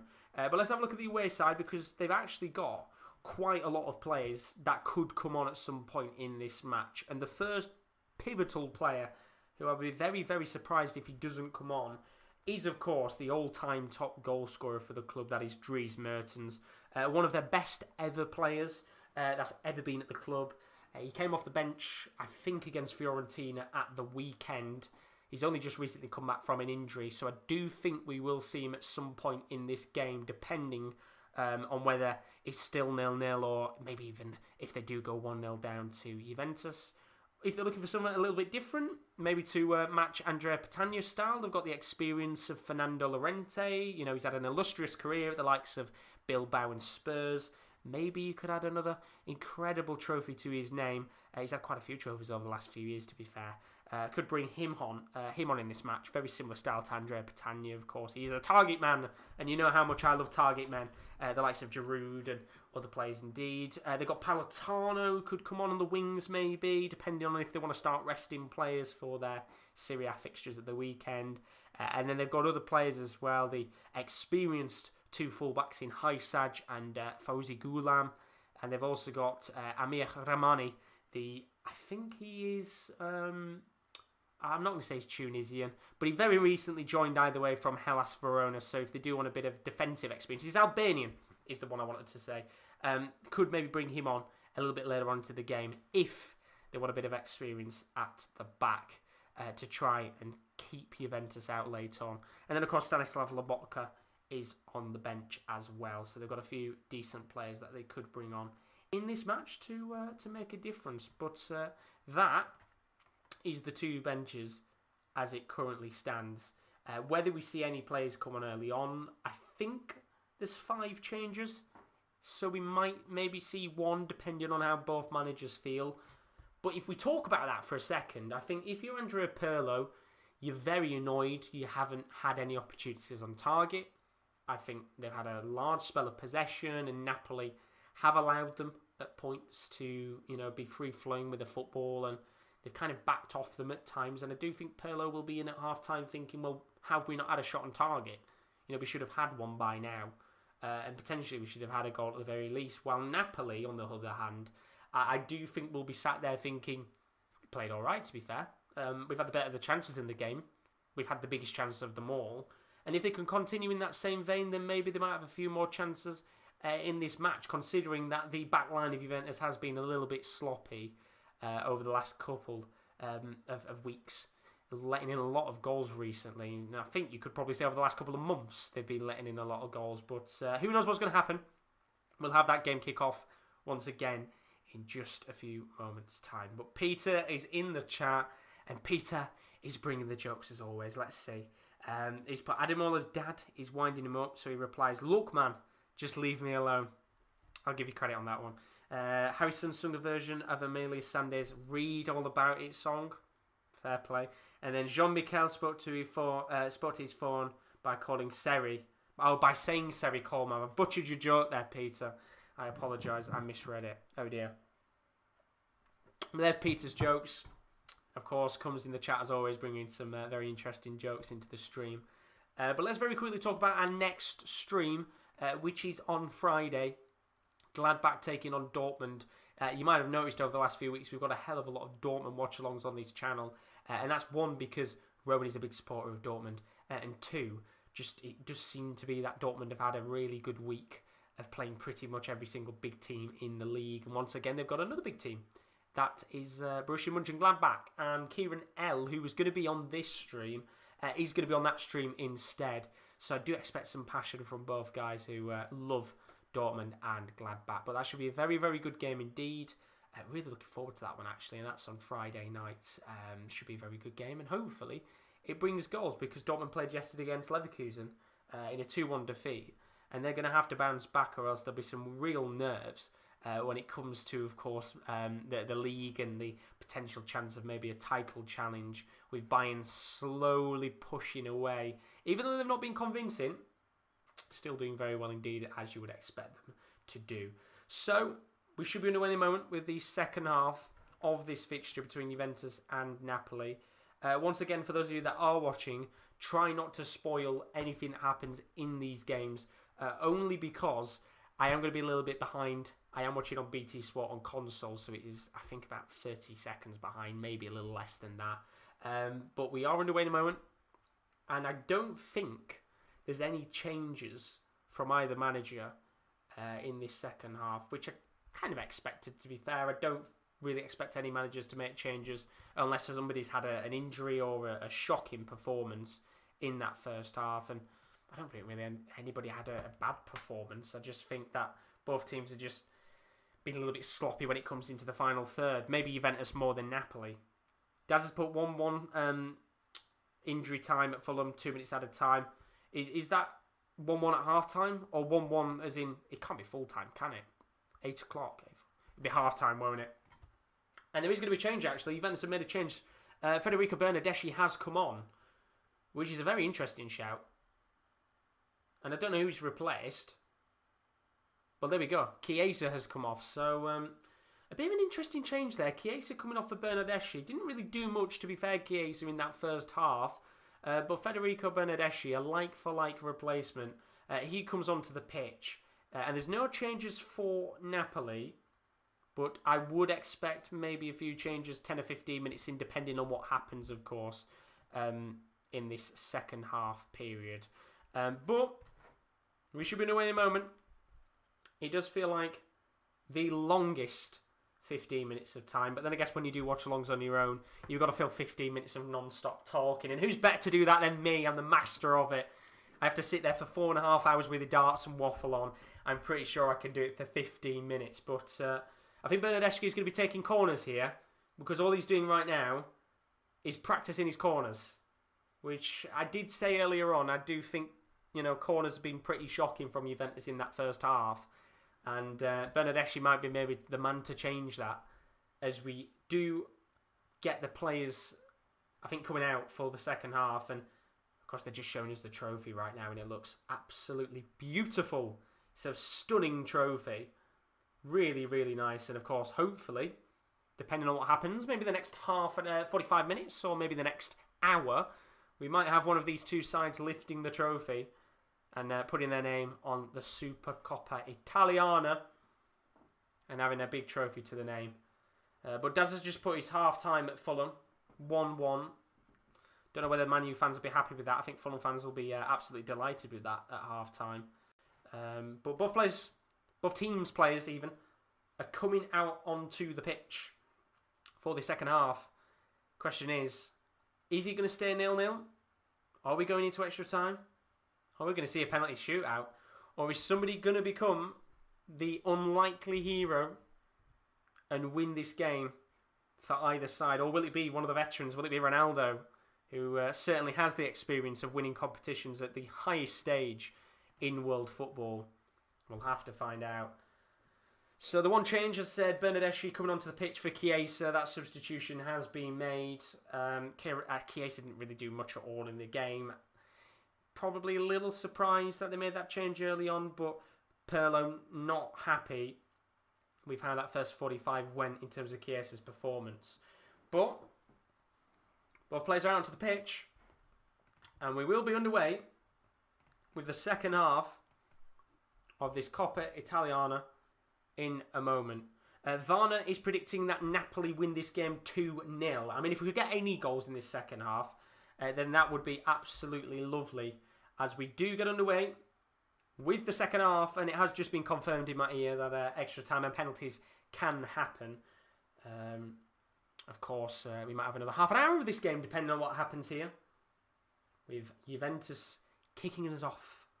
And I would like to hopefully see a much better second half. It wasn't a bad first half, but it'd be nice to get an early goal, really shape this game up and get the other team to come out and start attacking, because Juventus have had a lot of spell of possession in this match so far. Napoli looking to counter-attack, and it would be nice to maybe see one of these two sides getting an early goal as Cuadrado bombs forward here, flicks the ball into the box, and what a save that is. Easy over the line. The referee checks his watch. The watcher said no, and I thought we got a goal within about 60 seconds of the second half. It is Cuadrado who flicked a ball into the box. Kulusevski thought he got a header onto the ball. It wasn't actually Kulusevski in the end who got a touch. I think it was Danilo who was on the line there. Just doesn't get a touch on the ball, and he's just on the line. Somehow, I think Ospina just gets a touch on the ball, and in the end, the referee's watch doesn't go, and very nearly, after less than 60 seconds, we could have had the first goal of this game in the second half, and it was a brilliant, brilliant chance there.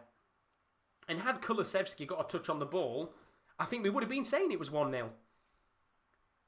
But in the end, Bernardeschi nearly within 60 seconds getting an assist to his name, and that would have been a genius change from the maestro, that is Andrea Pirlo. Of course, coming up against the brute, that was Gennaro Gattuso. Two incredible players of the past. Both legends of the game in their own way, but just looking now at the goal line technology, and in fact, it doesn't even go over the line. It doesn't even get to the line. So, not really lucky for Napoli, but a chance here maybe for the away side. It's going to be Zielinski. Plays the ball out to Hirving Lozano on the right. Tries to flick a ball into the box, which he does. And it was a little chance there, which just doesn't come to anything. And it was a real opportunity there. I think for Diego Dem, who was inside the box, to just get a slight touch of the ball. And he just doesn't get the right connection. Yeah, my stream is going to be a minute late, Varnish, because I'm watching on console or on the BT Sport app. So it tends to usually be a minute behind, but I always say just try not to spoil it. I don't usually mind either way. I'm just glad I've got a perfectly legal stream to watch it on. Spending a lot of money a month to make sure I've got Sky and BT to be able to cover the games, or else it'd be a nightmare trying to illegally stream it. But Juventus coming forward here. Been a very good start in this first 3 minutes of the second half. But Carl's asked in the chat, would you consider Ronaldo a success at Juve if they don't win the Champions League? When you look at his goal-scoring record, I think, yeah, if you're looking in that respect, it is a success. But at the same time, as much as Ronaldo is one of the greatest players in the world, Ronaldo can't win it on his own.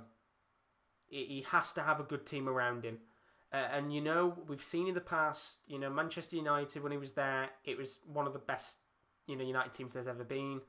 The team at Real Madrid was one of the best Real Madrid teams there's ever been. The treble-winning Champions League side, where they won it 3 years in a row.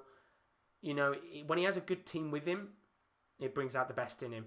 And I think when you look at this Juventus side, I said at the beginning of the show, they're going through a period of transition. You know, getting rid of Sarri was the right decision in the end. Currently under Pirlo, struggling a little bit. I don't think they'll win the Champions League unless they get a very favourable run, which isn't going to happen. You are going to come up against someone big in the end. But for Ronaldo, yes, I think it'd be a success in terms of his scoring and his record. But I think he'd look at it and think, no, it's not, because he didn't win a great deal with them. But he did win, of course, the Serie A. But typical top bins said, do you watch Premier League games? We do. We do a wide range of watch-alongs on this channel. We do Premier League, Serie A, Liga, La Liga. We do basically all the 5 main leagues. And we have a Premier League watch-along. Well, it isn't a Premier League watch-along, but we have an FA Cup watch-along on Sunday for United Liverpool. But I think next Monday I might be covering Wickham Tottenham. So if you're in the chat, as there's a chance here for a goal from Bentancur, but a good clearance from Mario Rui in the end. Although I think there's an offside on Ronaldo. But yeah, we do cover Premier League games. We've covered quite a few recently, actually. I think we did Burnley Man United last week. We had the United Liverpool game, which we did last Sunday. So we've got plenty of games coming up. But of course, we've got the FA Cup coming next weekend. So we will have a few FA Cup watch-alongs as well. So do keep your eyes out on that. Looking forward to it indeed. Typical Top Bins has asked, do you think Frank Lampard will be sacked? It's a very good question. We talked about it a little bit earlier on. I basically said I think yes. I think he might get sacked just because of how ruthless Chelsea are. Do I think they should keep with him to the end of the season? Yeah, I think one, because it's a weird and wacky season, and I do think with the way that the league is right now, if you do drop points, I think there's so many teams dropping points with Chelsea that ultimately, I think right now they're in an okay position to get back into the swing of things. You know, it only takes 2 or 3 victories in a row, and for some of the top teams to drop points, which is happening, and I think it will keep happening, and Chelsea are back into the race again. But with how Chelsea are as a club, they're ruthless, and I think they probably will get rid of him. And I think, you know, who comes in? I've heard Shevchenko is an option. He's a great manager for Ukraine, done incredible stuff with the national team. But I think if you're going to do that, you know, keep with Lampard. If you're going to get Tuchel, I think that's going to cost quite a bit of money because he's only just recently come out of PSG, and I think PSG, I think, will probably still technically own him, so Chelsea would own compensation to a certain extent. He's a very confusing market with managers. But I think he should stay. I think he should stay. But I think he'll get sacked. That's my honest opinion. Chris put, my mum asked me what you want for tea, son, and I was savage and replies, I'll have 2 sugars in my cup of tea. I'm guessing she then went, be serious, Chris. Be honest, what do you want? And then Varner's put, waiting for news too. I'm guessing, Varner, you want him gone. I mean, he's one of those where I guess if he stays, and let's say the next 5 matches you win 1 game. In fact, let me have a look at Chelsea's running. Let me very quickly just Chelsea fixtures. It's not. There we go. So the next games that Chelsea have, the next 5, they've got Luton in the FA Cup, which let's take that out of the equation. You should win that. It'd be embarrassing if you lost to them. Wolves, in my opinion, you should win. Wolves play nowhere near to the same standard as what they have recently. Burnley, you should win. Although they're back on form recently, they're doing very well. Tottenham, tricky game, you have to say. Sheffield United, you have to win. Newcastle, you have to beat right now because they're struggling. So that's potentially, in my opinion, 3, 6, 9, 12. That should be 12 out of 15 points in the next 5 games. If he doesn't get, in my opinion, if he didn't get 9 points minimum, maybe even 10, then yeah, get him gone. Because, you know, maybe with Wolves, you can let them off. They do tend to play very well against some of the big sides. But the other games, you should win. You should win. I mean, Sheffield United tend to do quite well against Chelsea, but you should win it. Newcastle have been absolutely shocking over the last few weeks, so you should beat them. But he's one of those, isn't it? Who knows? Chelsea are a very different club when it comes to managers and sacking them. And it's ruthless, but at the same time, I think sometimes it does work. Sometimes it is best to be ruthless, because the longer you keep a manager there, I think sometimes the more it can get worse. I mean, Chris has put, I think Tuchel will want to take a break first. Yeah, potentially so. Potentially so. I think, you know, it depends on what managers are like. You know, there's some managers like Poch, for example, where they take a break out of football. You know, they've been in such a heavy kind of period where they've been in an affiliation with a club. Spurs, of course, been there for years. Whereas Ronaldo's got a chance here to flick the ball in, and oh wow. Well, I'm just going to talk about that for a second there, because Ospina's gone down and Ronaldo is, I think, just took a slight little knock there. But let me just see what happened here, because Ronaldo, did he like back heel that? So it was a ball play from Artur. Manolas just waiting for Ospina to come out, and Ospina tries to get the ball. Ronaldo gets a slight touch on the ball in the end, which is absolutely alright to get. Comes off his shin and just doesn't go near goal. And I think he's a little bit unlucky there, Ronaldo. That wasn't a little bit closer to goal. But Ronaldo just can't get it into the back of the net. It was a very good chance there for the Portuguese forward to maybe get a chance on goal. But Ospina's gone down here, and he's just going to have a bit of treatment, as you would expect, after pretty much having a boot to the stomach from Ronaldo. So hopefully he's able to continue on here, or else we might have to see a goalkeeping change, which I think is a substitution that we didn't expect to see in a match like this. But thought this was about Juventus Napoli. Well, the good thing on this channel, Varner, is we always talk about different subjects. I think that's why I've got a new kind of setup called Saturday Night Social, where we're going to have a mixture of a watch-along alongside your guys' kind of questions and comments. So it won't really be a watch-along. We'll have a game on in the background that we'll watch, but it'll be more for you guys to put in your questions that I'll answer, and the other guys will answer over the next few weeks on the stream. So we can do these types of shows where you guys can chuck in your thoughts and opinions, and we don't have to necessarily focus as much on a match. Because I do think sometimes, you know, when a really good game is on, and you guys send in questions, it can be very hard for us to cover 2 things at once, which is understandable. But it looks like Ospina's okay to continue on, which is good. It's what we want to see, of course. Don't want to see any goalkeepers getting injured and going down. In fact, you might have seen yesterday in the Coppa Italia that Spezia won Roma 4-2. They went to extra time actually against Roma, and there was 2 red cards, including Pau Lopez, the goalkeeper, getting sent off, which was an absolute bonkers game. And if you haven't seen Spezia's 4th goal, it is an absolutely world-class chip. It's beautiful from Saponara. And it was a brilliant, brilliant game that last night. But Juventus got a free kick here, just past the halfway line in the attacking half of play. And I would assume here that this is going to be launched into the box. It was Insigne with a foul on Cuadrado. And that first kind of 5 minutes that we had of the second half has just kind of quieted down a little bit. There was that one little chance from Ronaldo, which I don't think even he expected to have a chance in that situation. But apart from that, the best moment of the game we've had so far, I think, was the Lozano header in the first half. And the best chance of the second half was about 40 seconds in, where Bernardeschi very nearly got a header into the back of the net. But Ronaldo's coming forward here on the left wing. Going to play the ball into the path of Bentancur, who tries to flick the ball to Cuadrado, who does get the ball in the end.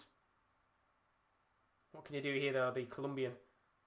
Lays the ball into Kulusevski, who's inside the box on the right wing. Back to Cuadrado again, but passes a little bit too heavy. And now there might be a chance here for Napoli to just push forward in this game, which they haven't really done much of in the last 15 minutes. And I do think we'll probably see a change soon, because they just can't get out of the half right now. It is all Juventus pretty much. I don't think we've really seen Napoli in the attacking half of play yet in this last 15 minutes.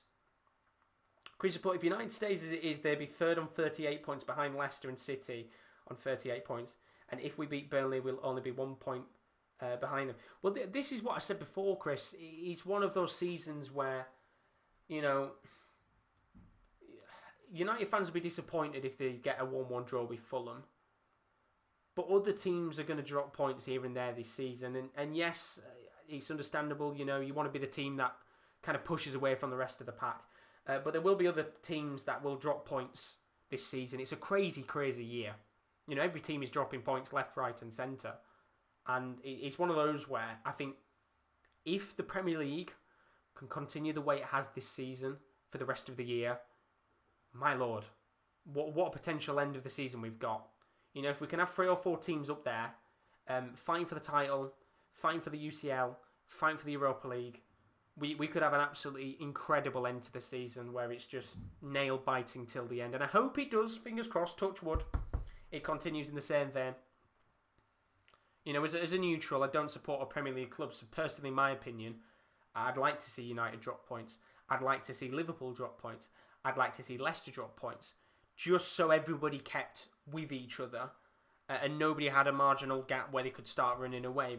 If we could get to the last game of this, the last 3 games of the season and everybody be separated by 2 points, let's say, it makes it fun. That's what we want. Because then every game becomes crucial, whether it be like Liverpool-Burnley, second to last game for season example, it's a crucial game. And that's what you want.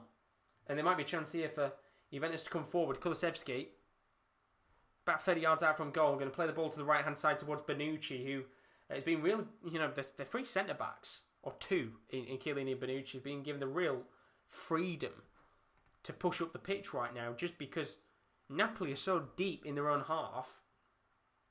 Petagna is really, really deep, that it's going to be impossible here for Napoli to counter-attack, unless 1 or 2 of their players push forward, because Lozano and Insigne are nowhere to be seen because they're so deep right now in pretty much what's changed to a 4-4-2 just for the time being, is to try to hold off this Juve pressure as Bernardeschi's I think he's just giving away a handball there. Yeah, he has indeed, which means it's going to be a free kick for Napoli. It might actually be a chance for them to push up the pitch now. But Chris, it'd be the greatest season ever if this dropping points for everyone continues. Well, this is the thing, because it's even the teams like Southampton and Everton, Southampton mainly, and Villa, that just, a little bit outside the top 4, and, around 6th, 7th and 8th, that are still in the fight for the top 4 and things like that. And that's what we want.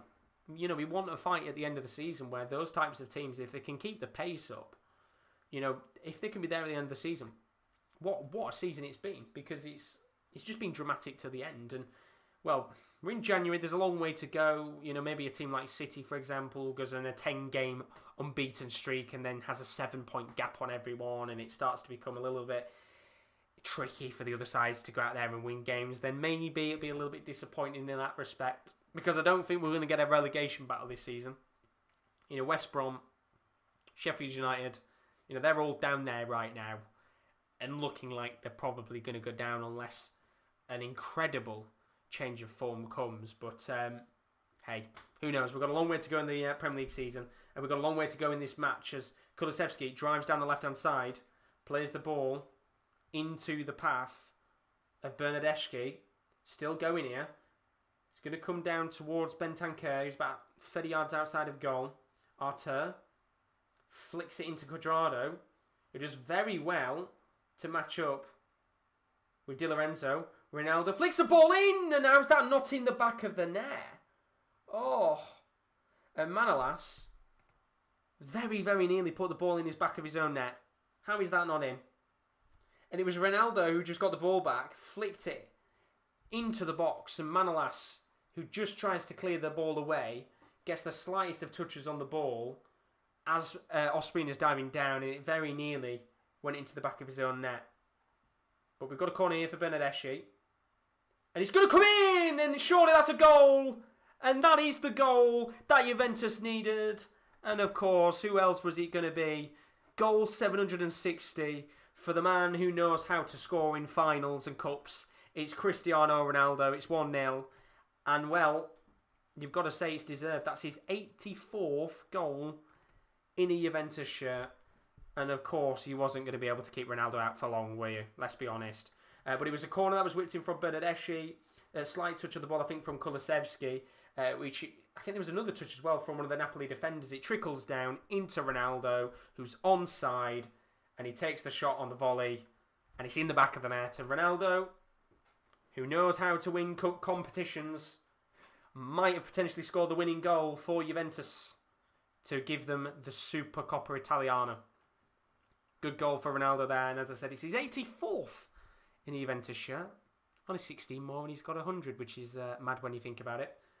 And that means now, Napoli, with 25 minutes left of this game, are going to have to push out now. In the last 20 minutes, they've sat deep.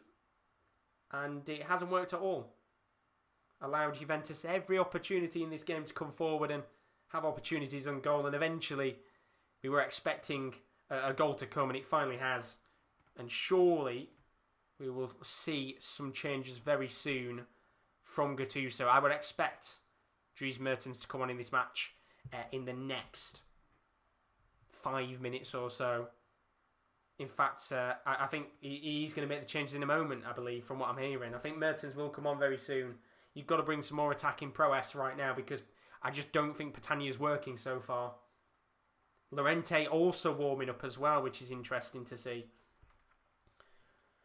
So how long will it be before Gattuso makes those changes? Because Pirlo is about 25 minutes away from his first domestic trophy, well, first major trophy at the very least, as a manager. Not bad to say he was only supposed to be managing the Juventus under-23s. It's a mad story, isn't it? 1 week you told you're managing the Juventus under-23s, and then the week after you're told you're actually going to manage the main side. It's mental, isn't it? Absolutely mental. So it looks like here, Fernando Llorente, he's one of the players warming up, but Gattuso, he's going to make the first change of the match, and he's going to be Elif Elmash. He's going to be coming onto the pitch. A bit more attacking, and off is going to be Tiémoué Bakayoko, the Chelsea loanee, who's been fantastic in Serie A. Of course, was brilliant when he was at Milan a few years ago. He's been absolutely fantastic again since joining Napoli at the beginning of this season. He comes off, then Elmash, the North Macedonian, comes onto the pitch, and now there might be a chance here for Napoli to come forward. It's Deme on the right wing, going to lay the ball into the path of Hirving Lozano, gets around two defenders, flicks the ball into the box, and there's no one there. But it will come to Napoli once again here. Mario Rui,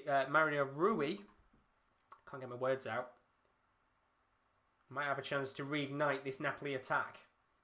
But he's good defending at the back there from Cuadrado, who's been everywhere on the pitch, I have to say, in this game.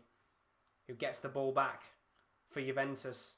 And if they can get one more goal in this game, you would think the old lady will be lifting this trophy in about 20 minutes' time. As Juventus are giving away a free kick here. I think it looks like Demi's gone down. And it could be a good position to whip this into the box, maybe bring up Koulibaly and Manolas and try and make the most of this set piece. I mean, Chris Support, you can only say City have been consistent recently. Yeah, I agree with you. I think, they've been one of the only consistent sides in the league. I've said it before to the guys. I think, City have lost that attacking edge in terms of scoring a lot of goals. But what they've gained is an incredible, incredible defence. I mean, Ruben Dias, in my opinion, will be, if not, he's one of the best defenders in the world. I think he's an incredible, incredible defender, and I'm surprised more big teams didn't go in for him when Man City spent all the money on him from Benfica, because I think he was the captain at Benfica for a bit of time, so he knows how to lead a club, and at such a young age, the 70 odd million pounds that they spent on him, is a bargain. Is an absolute bargain, because if they can have him for the next 10 years, 7 million a year is an absolute coup for any club, and I think he will, in the next couple of years, become one of the very best defenders in world football. But just seeing the replay there of the Ronaldo goal, it actually came off Bakayoko. I think it came off Bakayoko's shoulder, which is a bit of a shame for him, because it lands at the feet of Ronaldo, which is the one person you don't want to give the ball to in the end. And of course, Ronaldo smashes the ball into the back of the net on the half volley. As they look to come forward again here, Juventus. It's going to be Weston McKennie on the left wing here.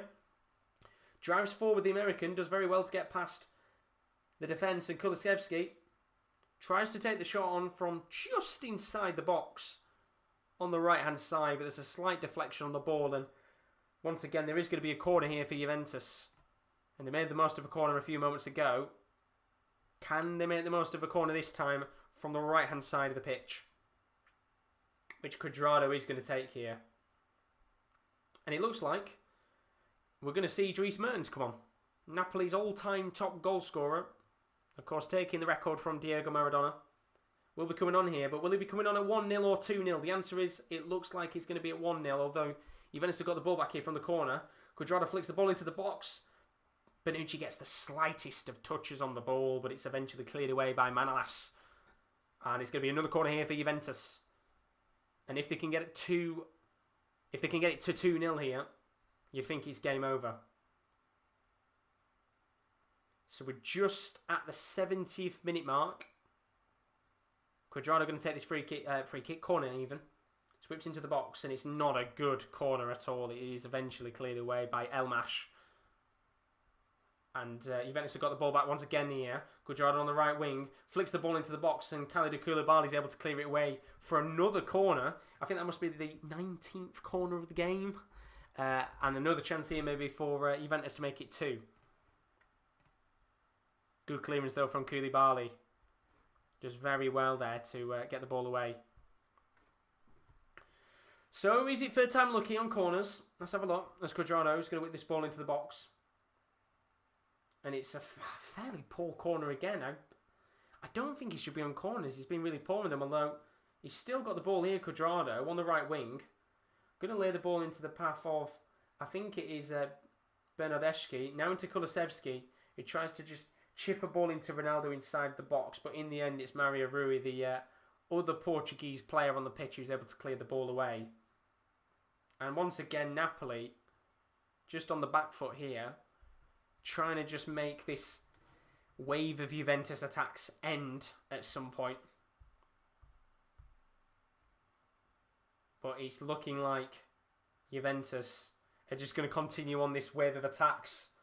Although the ball is out of play, and this will be maybe an opportunity for Napoli to try and get a goal in this game. Petagna, who hasn't done much in this game at all, I think he'll be very disappointed with his performance. He comes off the pitch, and Merton comes on with 19 minutes left of the game. Can the all-time top goal scorer of Napoli become the hero and take this game to extra time?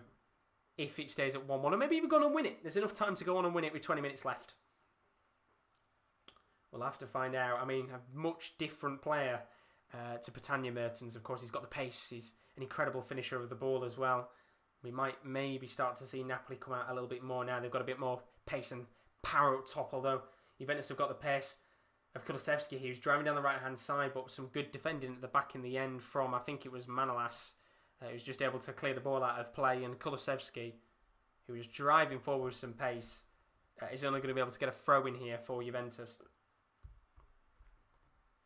So 18 minutes left on the clock here. If you have enjoyed this watch along tonight, then don't forget to leave a like and subscription on the channel. We are about 16 subscribers away from, I think, 1.6k subs, so it'd be greatly appreciated if you join this fantastic community of people. We've got so many people in these streams that tend to talk, really welcoming, and it'd be nice to have you guys on board. And as I've said before, we've got some new content coming over the next few weeks. We've got some new guys joining us on the Sports Corner. We know them very well. It's part of a project that we're doing over the next few weeks and months. So we might have some very different videos on the channel, some stuff that you maybe wouldn't have expected from us. But we're really looking forward to it, and we're hoping that you guys will, one, enjoy the content, and two, support the guys on the channel as well, and support us, because it is always greatly appreciated. As Ronaldo gets a yellow card, and that's the first yellow card of the game, and, well, he does have quite a bad tendency to pick up cards, Ronaldo. I didn't really see what he picked it up for there, so I'll see on the replay here, as the goal scorer goes into the book. But I don't think Ronaldo will care in 17 minutes' time if he is lifting the trophy. And in the end, it's the right decision. It's a little kick out from Ronaldo there, and a bit silly from him on Di Lorenzo. Referee given no choice but to give the yellow card in the end to the Portuguese forward, who, I mean, in about 15 minutes' time could have another trophy to the endless list of incredible trophies won over the last, few decades. Or decade at the very least. I mean, it's mad, isn't it? Won Premier Leagues, La Ligas, Serie A's, Champions Leagues. And it'll be another Super Cup to his name. But there's still time left in this match for Napoli to get something in this game. I think they've got 5 subs they can make in this match. Daz has asked, do you do any boxing watch-alongs? We don't know. I don't think any of us support. I don't think any of us watch boxing on this channel.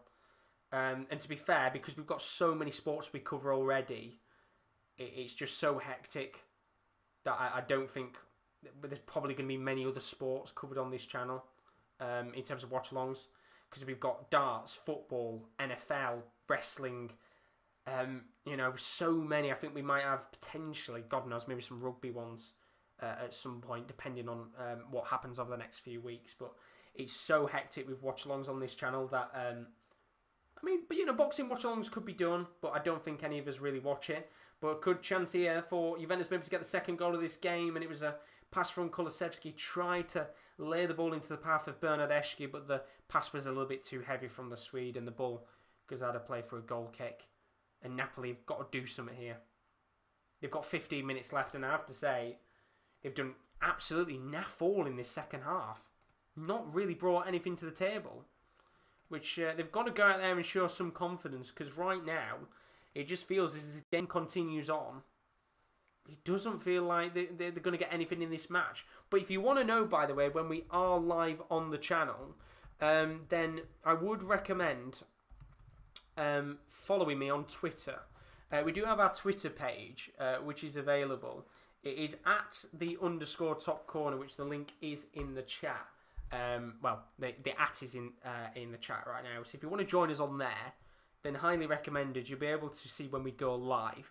And then very recently as well, I've just started to use our Instagram a little bit more, because we've had an Instagram for a little while, but we've not really been using it, and that's, to be honest, my fault, because I tend to do I do a lot, pretty much all of the social media right now, so I do forget because I've got a very bad memory. But that is the name of our Instagram as well.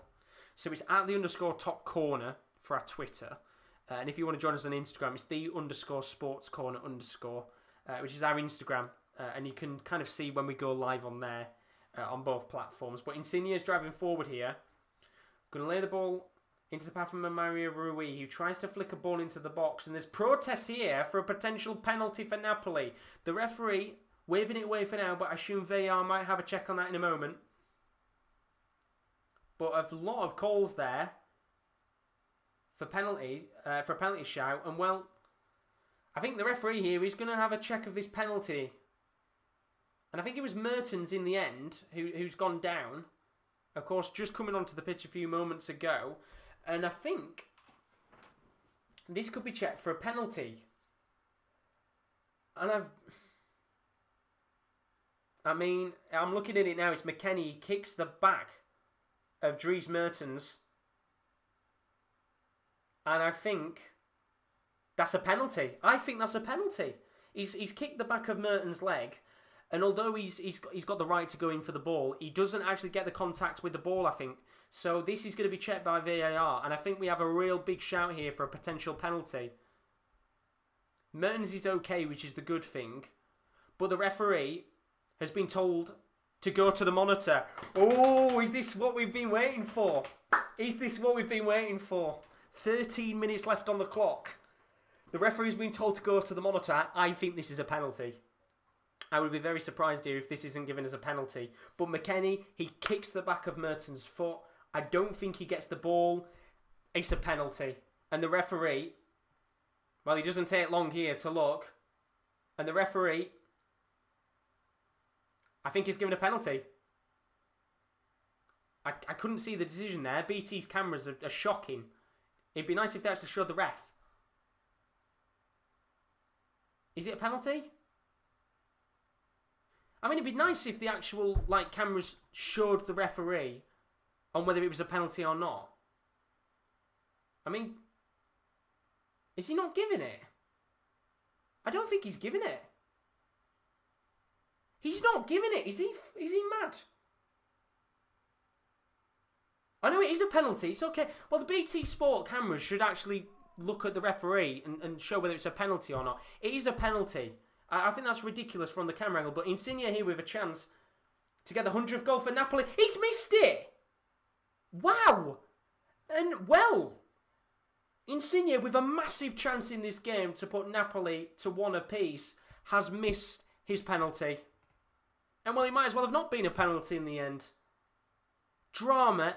10 minutes left in this Coppa Italiana final. Or this Supercup at the very least. And in the end, it was a penalty which was given. It was just stupid cameras where you couldn't actually see what was going on.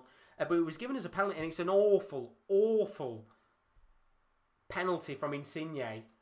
He does like a little hop skip, very similar to what Jorginho does. And in the end, it's a shocking penalty from Insigne, and you will not want to see that back. And that's a real shame, because I thought we got a chance there, maybe to go to extra time, but really poor there from him. And in the end, it would have been a massive moment for Insigne to get his 100th Napoli goal. And, well, with 10 minutes left on the clock, Napoli are going to have to push even more here because it's still 1-0 in the match. And Insigne there has gone from being the hero last week, getting 2 goals and assists, to becoming 0, I think. As it looks like Man United have gone 2-1 up. Paul Pogba, who's on fire right now, isn't he? But Szczesny celebrating, which he's got every right to, because it's an absolutely crap penalty. It's awful. I don't know what he's thinking with the hop skip. Just take a penalty normally. Do you know what I mean? There's some players who do that often. You know, Bruno, I think, does it. Jorginho does it. They do it often. I don't think Insigne usually tends to do that type of penalty. Maybe I'm wrong. Maybe he does. But awful penalty in the end. But we have had a change for Juventus. Alvaro Morata has come onto the pitch. Kulusevski's come off, who I think has had a really decent game, to be fair, the Swede forward. And with 9 minutes left on the clock, Napoli have got to go gung-ho. If they want to get something out of this game, they've got to go gung-ho. And it was a real chance. What a waste! Why is Mertens not even taking it as well? Is another question. I know Insigne tends to take it, but I'm surprised maybe Mertens hasn't gone up and taken it. But 9 minutes on the clock left here. We should be in for a nervy 9 minutes for Juventus. And nervy 9 minutes if you're a Napoli fan as well, because you're praying that you can get a goal here and take this game to extra time, which could happen if this finishes 1-1. But can they get it? Szczesny on the ball currently as Juventus just look to slow down the game a little bit. I think they're looking to get one more goal in this match just to kill this game off. And well, when you've got Ronaldo and Morata on the pitch now, it's probably a little bit more likely, especially with Morata being very good at finishing, being really decent this season for them. So it's going to be Cuadrado. Plays the ball into Weston McKennie. It's a 3-on-3 here for Juventus. Could be a chance to kill this game off. Ball with Bernardeschi. Tries to go around Koulibaly, but just can't get around the Senegalese centre-back. And it now might be a chance here for Napoli to come forward with Insigne, who were looking to make up for that awful, awful penalty a few moments ago. But he gives the ball away in the end. And as this game continues to slowly tick away, you're surely thinking maybe here that the Juventus dreams will be continuing to build of this Supercoppa Italiana, and the Napoli dreams of this Supercup will be fading away, as it looks like Adrien Rabiot is also going to be coming on here. Bentancur coming off with about 7 minutes of the game left. So a few fresh legs here for Juventus with just under 10 minutes left. I think as well, it looks like Fernando Llorente is coming on for Napoli. So some experienced head. The target man, the legend that is Fernando Llorente, the former Bilbao and Spurs forward. Could he be the man to go out there and get the equalising goal? Interesting choice. Very interesting choice indeed. Whether Insigne comes off or is another question, because Napoli are going to make two changes of their own. Politano and Llorente are coming on here. And the two players coming off are going to be... Well, we'll find out in a second here. It's just waiting to find out who's come on. Come off even. But Politano has come on. Mario Ruiz, one of the players who's come off, as they look to push a few numbers forward. And the other player to come off is Diego Den.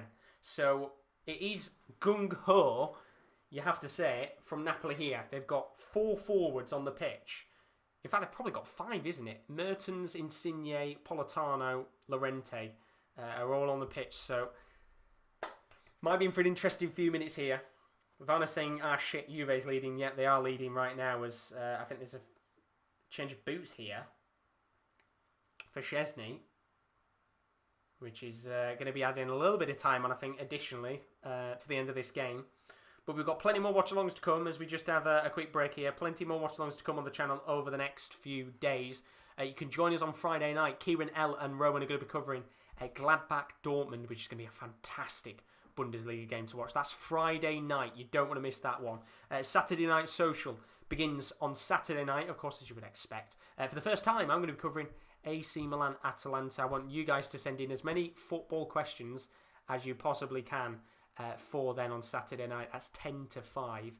And then on Sunday, Kieran D and Will. Kieran Dill, I'm bloody putting the names together. Kieran D and Will are going to be here for Manchester United, Liverpool in the FA Cup. That is on Sunday, 10 to 5. You don't want to miss that one. It's going to be a fantastic game. Of course, both of them, Liverpool and Man United fans, so we should have some good reactions with that match on Sunday night. But let's go back to this game, because Szczesny's finally sorted his boots out. With about 5 minutes left of this match, are we going to see a late shock on the cards for Juventus, and maybe some extra time if Napoli can get a goal back here? Or will we see Juventus win this Supercoppa Italiana? They lost it last year against Lazio 3-1. It was a shock result, of course, in Saudi Arabia. It's looking like they could win their 9th Supercoppa Italiana. Question is, are they going to do it? They tend to win it every 3 years. They won it in 2015. They won it in 2018. If it continues in that vein, they should win it in 2021. But who knows, with 4 minutes left on the clock as Napoli look to push forward here. Ball is on the left-hand side of the pitch with Insigne. He's going to boot the ball long into the Spanish veteran, that is Fernando Llorente, who holds the ball up very well here. And the ball has gone out of play in the end. And it will go for a Juventus throw-in, which is a real shame. Thought he kept the ball in play there for a second. But looking at the replay, yeah, right decision in the end. The ball is out of play. And Cuadrado's screams to the ref are absolutely spot on. As Juventus here look to get a second goal in this match, really kill it off at the end. But Napoli got the ball back here. It's going to be Llorente on the ball. Good defending at the back there from Adrien Rabiot, the former Paris Saint-Germain midfielder. I said before, of course, he's quite an enigmatic midfielder. Really, really very loud when it comes to interviews. A very big character, no doubt, in this Juventus team as they look to come forward here. Bernardeschi on the left wing in the attacking phase of play. Some good defending at the back there from Elmas, one of the early substitutions in this game, as we have about 2 minutes of normal time left. We're about 2 minutes away from Juventus lifting this trophy. It'll be Juventus's first trophy of the season, of course. And it will also be Andrea Pirlo's first trophy of his managerial career, which would be lovely to see. But there's still time left in this game, as I think there's going to be a free kick here for Napoli. Artur fouling Dries Mertens, just trying to take the sting out of this game as Napoli look to push forward here with Insigne on the left wing, and Cristiano Ronaldo looks like he's going to be the hero here. You know, he's got so much experience. He's won every pretty much trophy possible when it comes to the biggest competitions in world football, and he might be about to add a Supercoppa Italiana to that endless list of incredible trophies he's won over the last couple of years. As another yellow card comes out here, and it's going to be for a Napoli player this time. I think he's gone to one of the substitutes, Elmas. He's gone into the book there for a foul on Ronaldo. And a free kick here for Juve. Just gives them a bit more time to waste. With about a minute and a half left of normal time. I would assume there's probably going to be about maybe 2 or 3 minutes of additional time. You know, the referee took a little bit of time to check VAR. Szczesny took a little bit of time to sort his boots, although could be a chance here for Bernardeschi to whip the ball into the box, and good defending at the back from Elmas and Di Lorenzo, who just tightened up there on Bernardeschi, who's just going to look to waste a little bit of time here near the corner flag. Of course, you don't want to let Napoli have any more opportunities later on in this game. I think if everybody saw at the weekend, you might have seen the Spanish Super Cup, which Barcelona faced off against Athletic Bilbao. They were, I think, 2-1 up. They were 2-1 up in that game, and in the 90th minute, in fact it was the 92nd minute of a 93rd minute match, Bilbao went on to get the equaliser and take that game to extra time, and I'm pretty sure Juve won't want to do anything similar here. With about 30 seconds left on the clock. The referee just blowing his whistle for something here. Don't know what he's blowed his whistle for, but either way, Napoli are going to have to hoof this ball up the pitch, and it's going to be Manolas who's going to start the attack here, and he's giving the ball away here, and this could be a chance maybe for Juventus to get the second goal of the game. It's in for Ronaldo. Good save from Ospina. Comes back to Ronaldo again, and he's just wide of the mark. And that was a real chance there for Cristiano Ronaldo to seal the deal and end this game once and for all. But the flag was up anyway. And now we're into 5 minutes of additional time. It is going to have to be gung-ho here for Napoli. Every man is forward. Can they get a late goal in this game and take us to extra time? It looks like there could be a chance here for Juventus to try and get a second goal of their own. There's a bit of a scruffy patch of play here in the midfield between the likes of Adrien Rabiot and Piotr Zielinski, who gets the ball back in the end, but the referee's going to give a free kick for Juventus, I think. A foul there from Llorente on Rabiot. Very, very nervous indeed here. Chris saying, I'm putting the knife in here. This country's suffered enough pain already. We don't need Man United winning league to make it worse. Don't say that while Cal's about. He'll not like those comments. Or Kieran D either. There's a chance here for Juventus. Flag goes up though. Morata. Offside. It's a very lazy offside in the end actually. For Morata to give away. And there's going to be a free kick here for Napoli, which Ospina's going to have to take. And imagine, let's have some drama. Let's have a goal late on. Come on. Every player is forward. 4 minutes left of additional time. Can Napoli do it? Insigne tries to play the ball into Dries Mertens. Ball is given away in the end, but Koulibaly gets it back. Flicks a ball into the box, but there's no one there. Chiellini heads away. It's with Zielinski, though, now. He tries to drive forward. And Danilo clears it away. Now there's a chance here for Juventus to get a counter-attack of their own. It's a real good opportunity here for Artur. And he plays the ball back into Cristiano Ronaldo, who doesn't get the right touch on the ball. And now there could be a chance here for Napoli. But the ball's given away in the end, and it's sloppy from Napoli as the time slowly ticks away in this match. And that dream of a Super Cup will be fading away with about 3 minutes left of the match as Juventus look to come forward here. Alvaro Morata with a really heavy touch gives the ball away, and he's been a bit sloppy since he's come on. Zielinski gets the ball to Insigne, who's now past the halfway line.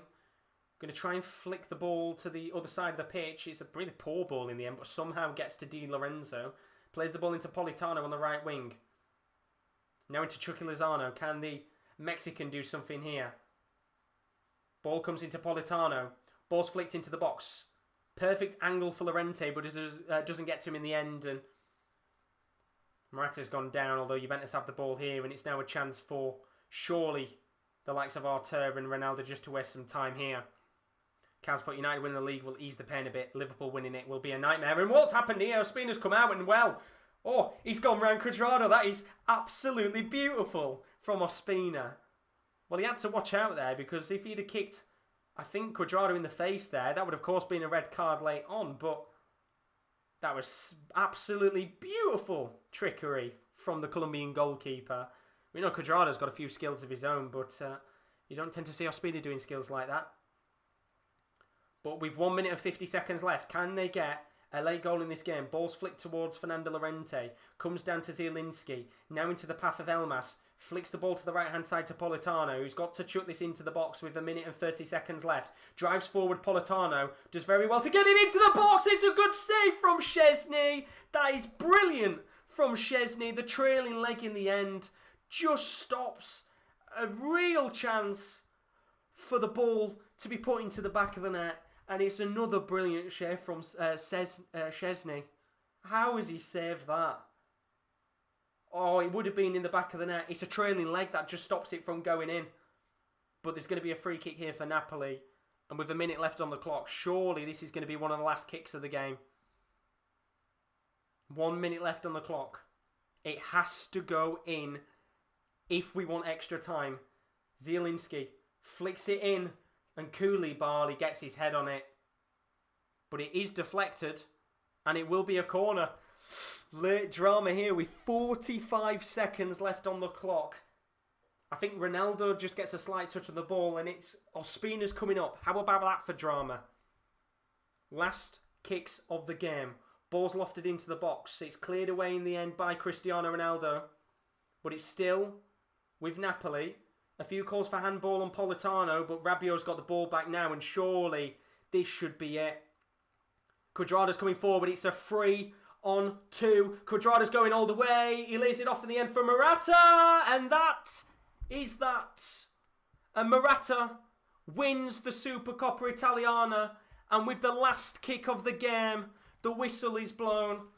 The substitutes have just run onto the pitch, and Andrea Pirlo has his first trophy to his name, and Morata with the winning goal with about a second left on the clock gets the goal from the counter-attack.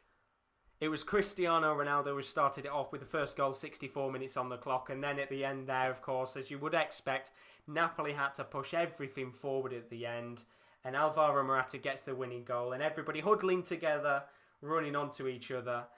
Juventus win what was a really enjoyable, you have to say, final 15 minutes of the Supercoppa Italiana.